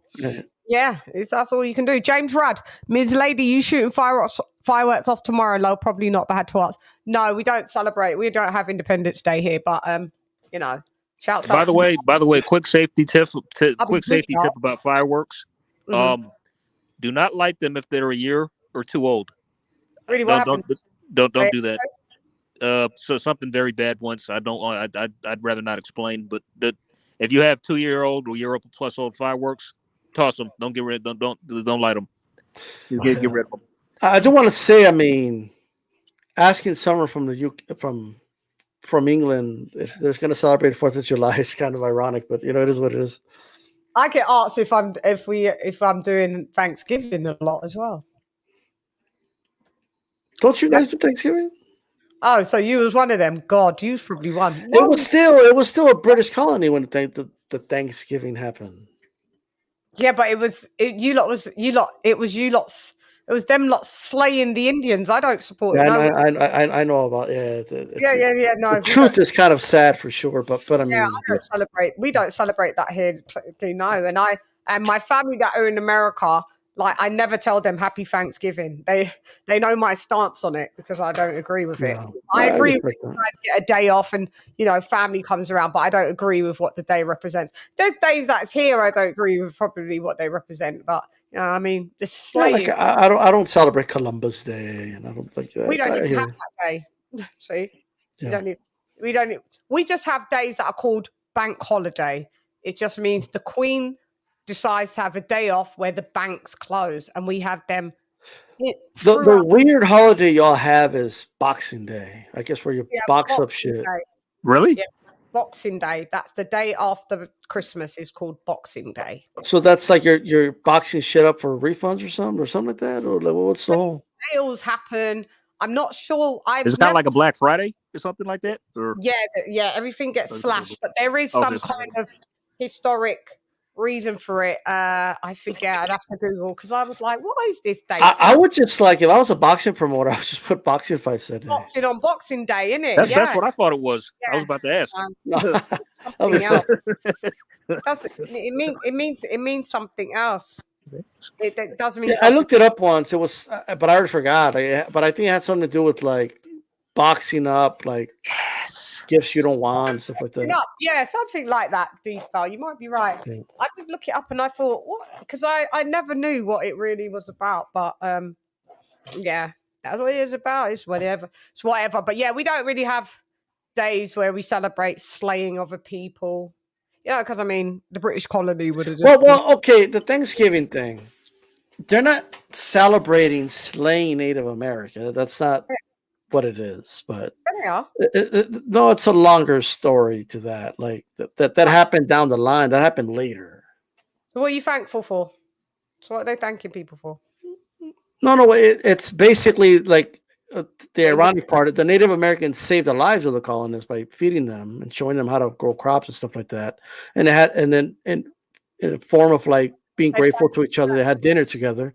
The slaying happened later on, down the line. even more out of order, isn't it? You fucking Well, get. yeah, I mean, I agree that what happened to Native Americans was terrible, but I'm just saying that that specific day is different. Like, you know what I mean? Like, all this stuff happened in the course of 100 years. You know what I mean? Yeah. Like, Then you slayed them afterwards, so they helped you and gave you food, and then years later, you then tried well, to. no, well, first of all, I'm from Mexican American heritage, right? So when I say you, I wash my hands, you know. No, not you. You're Mexican. I mean, you know what I mean. Like Americans, like, yeah, that's wild. But shouts out to y'all. You get a day off, and that's it. That you can change the meaning for you to suit you, as long as you. Not me. Well, technically, my day off is tonight. I don't yeah, because I work rave shift, so I got to go in tomorrow night. So technically, like tonight counts for tomorrow. So yeah. But shouts out. You know, I don't have nothing against Independence Day. It's when, ain't it? When you lot left.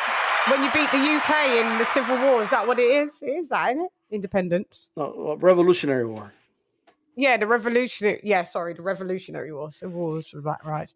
Yeah, it wasn't when they declared independence. That's not necessarily when they won. They never the British left and they came back like in 1812, but that's a whole different. Oh God! Yeah. Tried to come back in the edificio. No, they put a whooping on the Americans. Like, if it wasn't for like the French and stuff, it would have been. This country probably isn't here right now, but it is what it is. Yeah.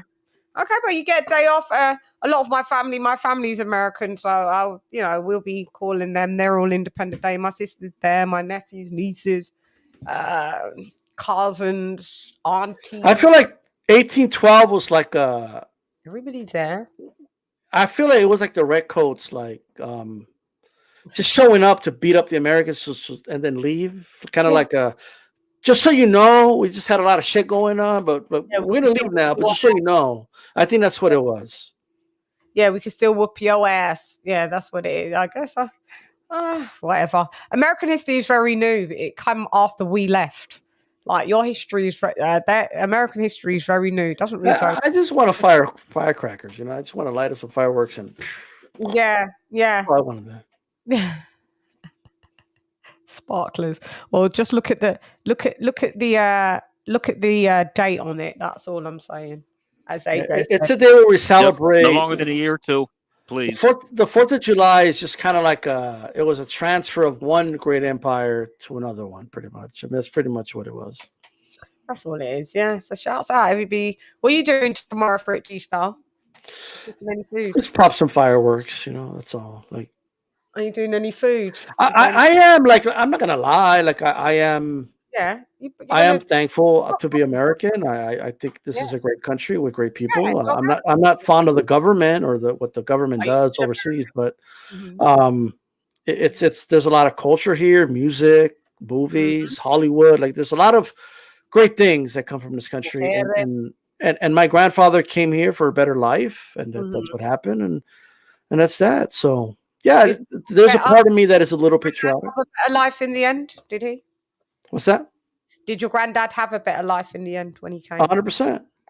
And I always tell, it's my personal opinion, but I always tell Mexicans that say they're not proud to be American. I always tell them, move back to Mexico then. Go back to Mexico then, I guess. Yeah.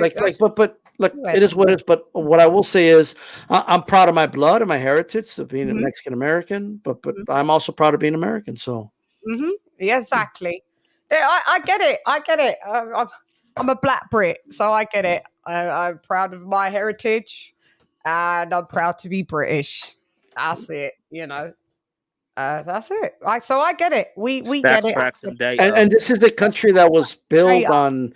I can't speak and I don't want to dive too deep into this. I'll be very brief, but I can't speak to Europe and all that. But what I can say is that the United States of America, like the Americas, was built on like immigrants, right? There's waves of immigrants that, and it says in the Statue of Liberty, bring me, you're tired, you're poor. We're waiting by the golden doors or something like that, right? And that's built on immigrants. It was as right, well. and it was built on immigrants. So I always find it weird that people are anti-immigrant in the U.S. because it's kind of odd because that's what made it a great country. Like, but it is a melting pot, and it is proof to a certain degree that different races of people could build a great nation, right? But that's how I feel about it. Yeah, shouts out. Yeah, they they said, come over and help us build up this island of ours. We built it, and then it was like, unfortunately, like Native Americans, we don't like you. They kind of suffered throughout the days. They did. There was a trail of tears, and millions were eradicated. I mean, mostly due to like illnesses, like that the Europeans brought, but still, and a lot of it was murder and slaughter and stuff like that. So it's the Brits. It's the same people, isn't it? Yeah. So I get it. I got it. It's a bit conflicting, but hey, what can you do? What can you do? Yeah, I prepped some chicken and ribeye steak. Made some. Yeah, I got potato salad in my fridge actually. I'll have some after the show. I'll always be eating after this fucking show. Wrong times, but such is life. Because you can eat whenever you want. You're hungry when you're hungry. Exactly.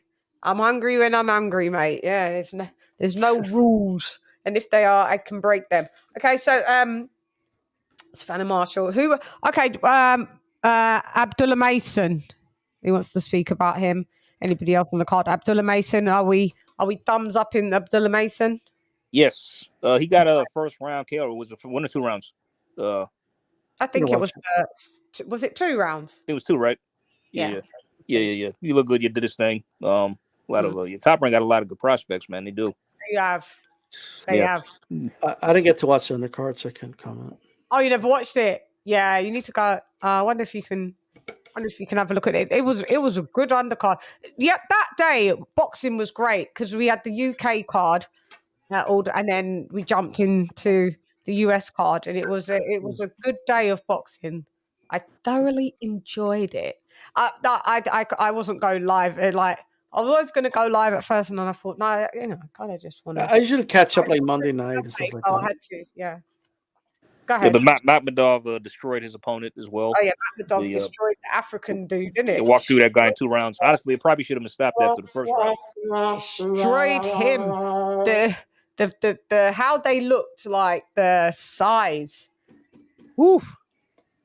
I don't know if y'all heard because it's just like more stateside, but Andre Ward and Max Kellerman were let go by ESPN. Oh yeah, we heard. We know. Yeah, everything freestyle. When it comes to boxing, just because we're in the UK, don't mean we hear everything that y'all are doing. Ward is gone. Ward is gone. That was his last fight. Son of God. Well, I heard he's starting a ministry, isn't he? So I don't know what he's doing. Is he? That's what everybody been saying. He's starting a ministry. So I don't know. Son of God Ministries. Son of God Ministries, Ward Ministries, Hall of Fame Ministries. Please give more in the pot. Thank you very much. So when is Tim getting the axe? That's what I wonder. Is he going to leave too, or Tim Bradley? I think ESPN likes. I don't like it, but I think they like his Stephen A. Smithish kind of approach. I think I don't know. Like I don't think ESPN is focusing on substance as much as like. You think? No. Like then, like I guess acting the way he acts or whatever you want to call that. Like I don't mind Tim if I'm being like. I don't mind Timothy Bradley. He's not a company man like the rest of them. Yeah. Man, I don't know about that one. But I just don't like the whole oohing and eyeing. Woo! Like that bothers you? Yes. Oh, yes. Yes, 100%. I'm not really a fan of Andre. Just try to imagine like Cassell calling an Ali fight. Like, oh yeah, ooh, get him, Ali! Like you know what I mean? I don't know. I watch the fights on mute anyway, so it's not like I really hear much. Sorry, no, you don't like them. I don't know. I'm muted. I watched it with them, and I was like, they was like giving Charles Martin not that much props when he was doing the good. Right. I saw the bias. An issue I have with commentating right now, like when people commentate fights, is that they're talking too much about what a fighter should be doing in the middle of a fight. Yeah. And they're also kind of like doing like what I call like the crystal ball in the next few rounds approach, where they're kind of telling you like, just watch, he's setting this up, and in the next round he's gonna, whether it happens or not. Like Brady was doing in the Lomachenko Teofimo fight, where he was saying, it looks like he's in control, Teofimo, but Loma's downloading data right now. That's what he's doing at the moment. I didn't hear it. And it's just a way of downplaying the opponent that's actually winning at the moment. Yeah, I hear you. Yeah. You know, I just don't like it. I think all commentators are guilty of doing that in certain spots. Like they really are. You know, I mean, none of them could really keep it. You know, I'm also a fan of like if you're calling a fight, call the punches that are landed, and that's it. Don't tell me, oh, he's only getting hit because he's letting himself get hit. You know, he was just out of range there, Johnny. It was just like, well, tell me the ones where he was in range. Right. Yeah, I know. It kind of reminds me of the commentary between the Josh Kelly and David Avanesian fight. Like, even though like Josh Kelly was kind of winning early on, Avanesian was still landing. But they were completely ignoring that. It wasn't until Avanesian was really starting to beat his ass that they started, commenting. Yeah. Even with Charles Martin, they did it. They did it a bit with Charles Martin until they was forced to. When Charles Martin started to like wobble Jared, then it was like, you know, and then one of them was a bit scared to even say that was a great round for Charles Martin, and everyone goes quiet. Nobody backs it up and goes, yeah, it was. Everybody's like, you know, you're not really. Well, another reason is that they're choosing to talk about what guys should be doing or why he's making it harder on himself. Or look, I saw Sonny Edwards last fight. He was against the ropes and he was getting hit. Right? Do that as well. It's your responsibility as a person calling a fight to just say that he's getting hit. Now, I don't want to hear, oh, well, he's only there because he wants to be there. He wouldn't be there if he didn't want to.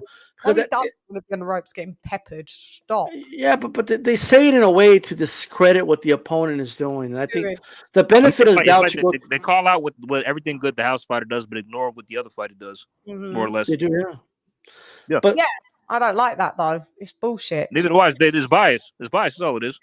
I just think the benefit of the doubt should go to the guy that's landing, not the one getting hit. Right? Like you shouldn't say, well, yeah, he's getting hit, but you know what? He's not really doing a lot of damage. And I just don't like that type of stuff. Like it could be true. It could be true that maybe Sonny, you know, was on the ropes and was trying to tire him out. And maybe he's doing a rope-a-dope. Who knows? But it doesn't matter while it's happening. Yeah, I got the rope-a-dope. Yeah, I don't once the fight's over and you want to give your analysis on why you think he was doing something, and okay, that's fine. Oh, yeah. But after when the fight's over is when you should do it. It's finished, not during the fight. Fuck. Listos pe los chingazos. Listos pe los chingazos.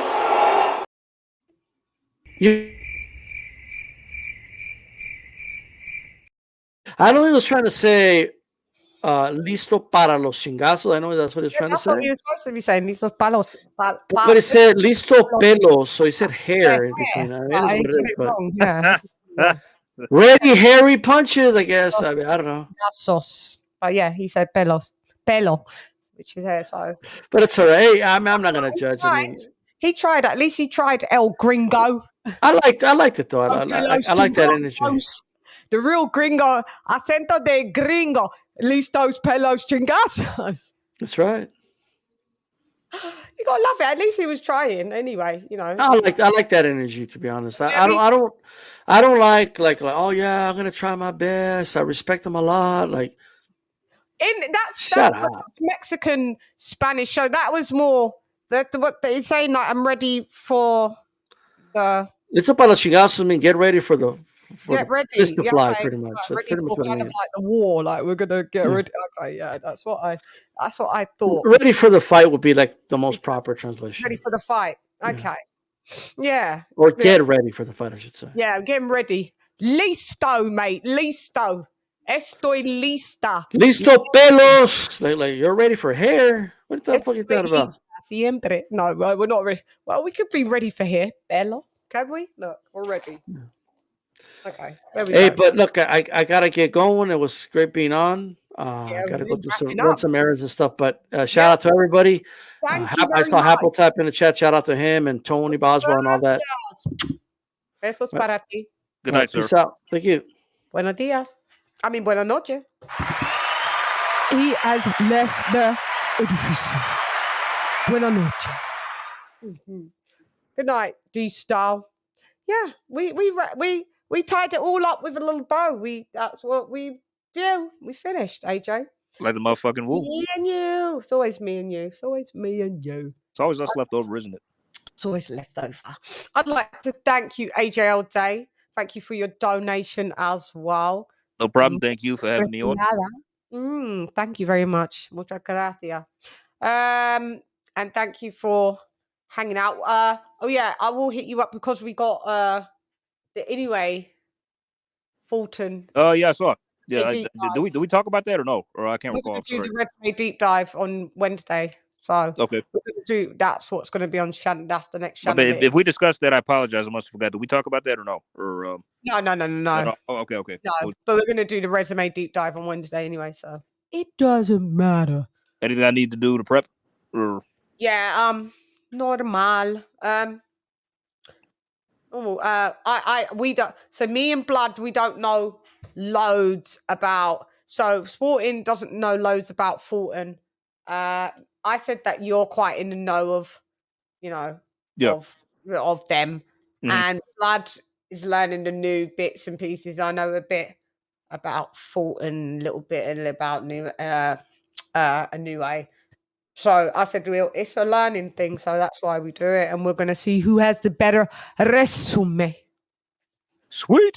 Yeah, I'd like to find that out. I have a feeling I know who it is, but I will find out for sure. So. Yeah, just find out, and we'll do.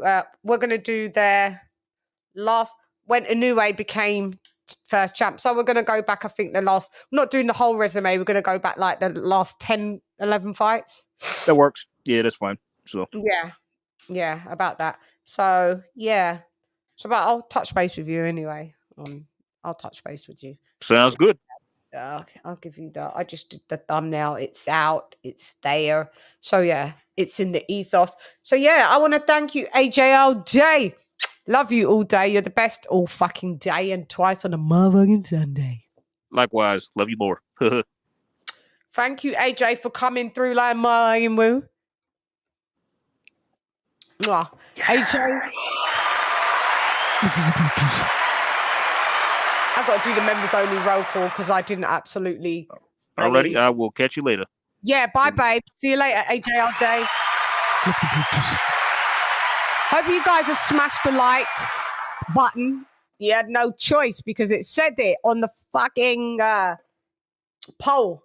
So let me get the members only personas. Let's see. You guys join the membership. God, Shann's been working her ass off for certain things. It's all coming into fruition. It's been difficult. It's been hard, but we're here. We're not queer, but we're up for it. We're here. We're not queer. Get used to it. Okay, Shann, calm down. Let me do the members only. Solamente. One sec. Un momento, por favor. Okay.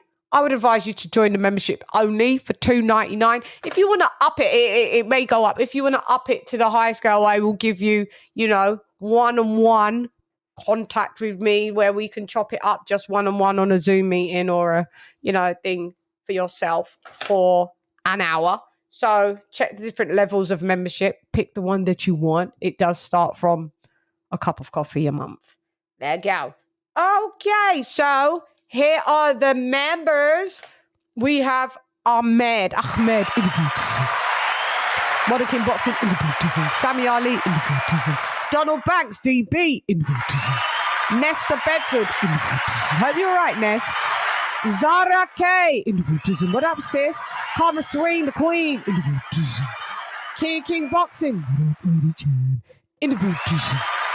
Con Shaunery in the bootism. What up, Con? Con was here, right? Was he here? Lisa Bell's the Queen, my sister, in the bootism. Ricardo, mi hermano, ya tú sabes, in the bootism. Ben Adams, haven't seen him for a minute. Hope he is all right, in the bootism. Stephen T, saw you in my comments today. What up, Dale, in the bootism. Mark Niggity Nash, saw you today. Oh, yeah, guys, please follow D-Style Boxing. D-Style Boxing, if you haven't subscribed, go over. We do the round table over there where he gets different content creators, and on a Thursday about 8 p.m. Eastern Standard or 9, depends. And we have fun there, and he does lives, and go check out mi hermano D-Style. Yeah. So we have dub right side in the building. My sister, thank you, the Queen ALOT in the building. D-Style Boxing in the building. Devil Beats in the building.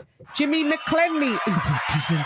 AJ All Day in the building. Charlo in the building. King TJ, R.I.P. in the building. Upload type El Primero in the edificio. Dr. P, what up, P? In the building. Shout out to y'all. Yeah, we need to get some more members in the building, yeah. Oh, we gained another 4. That's nice. Shouts out to y'all. Thank you. Gonna join the Shannon motherfucking holics. Come and join the Shannon holics, yeah? You'll love it over here with our members only lives. We have a lot of fun. Me bar rat-a-tat-a-tat-a brain splatter. What's the matter? Just start. Don't try move the body. Try scatter. Pick pattering up all over your body. Now you bruise and batter. Tap shatter. You never should Allah.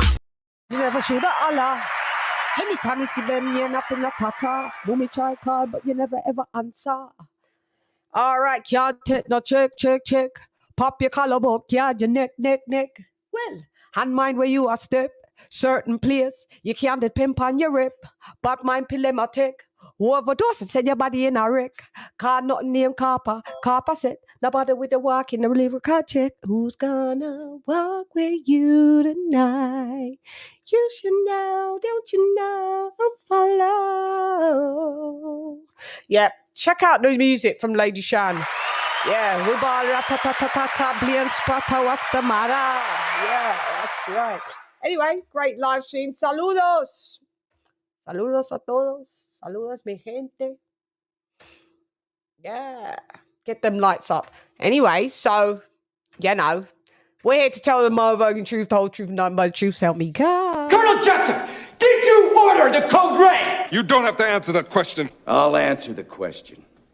You want answers? I think I'm entitled. You want answers? I want the truth. You can't handle the truth. Yeah, I don't know. Was it? Did we really kill people today? People tried to test their might, test their skill in the chat, but we didn't really have to give them fatality. Fatality.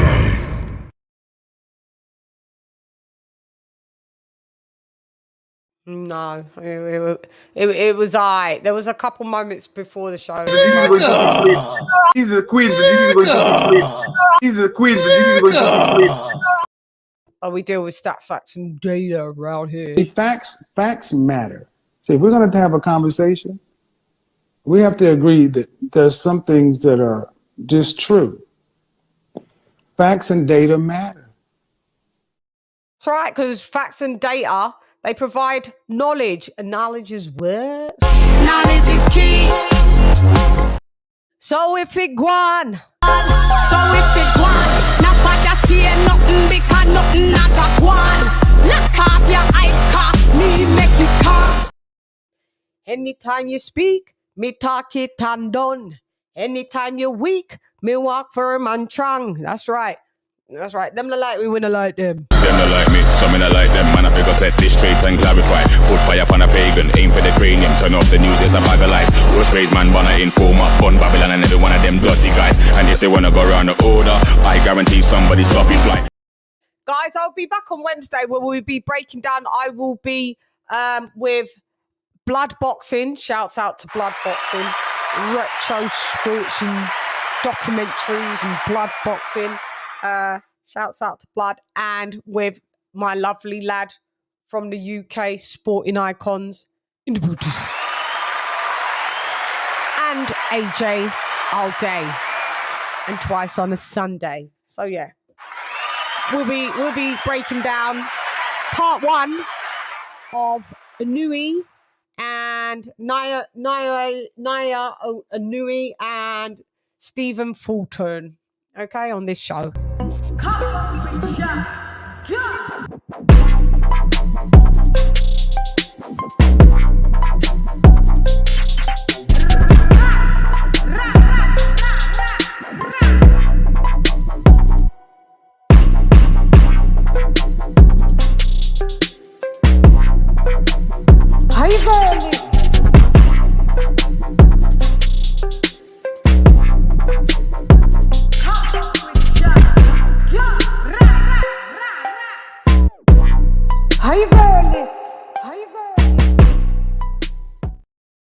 That's right. Shanalytics will be in the future.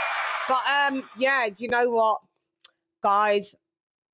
I wanted to be a part of this shit, so I took out the application and I sent off for the job.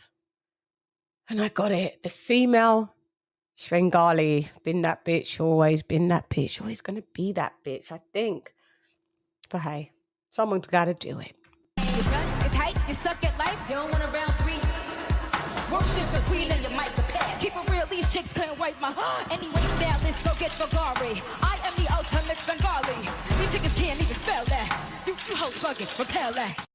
That's right. Anyway, guys, thank you for joining me. I shall see you on Wednesday. If you're a member, we will be doing some members only lives. So thank you for joining me on the weekly wrap up. Shiggity.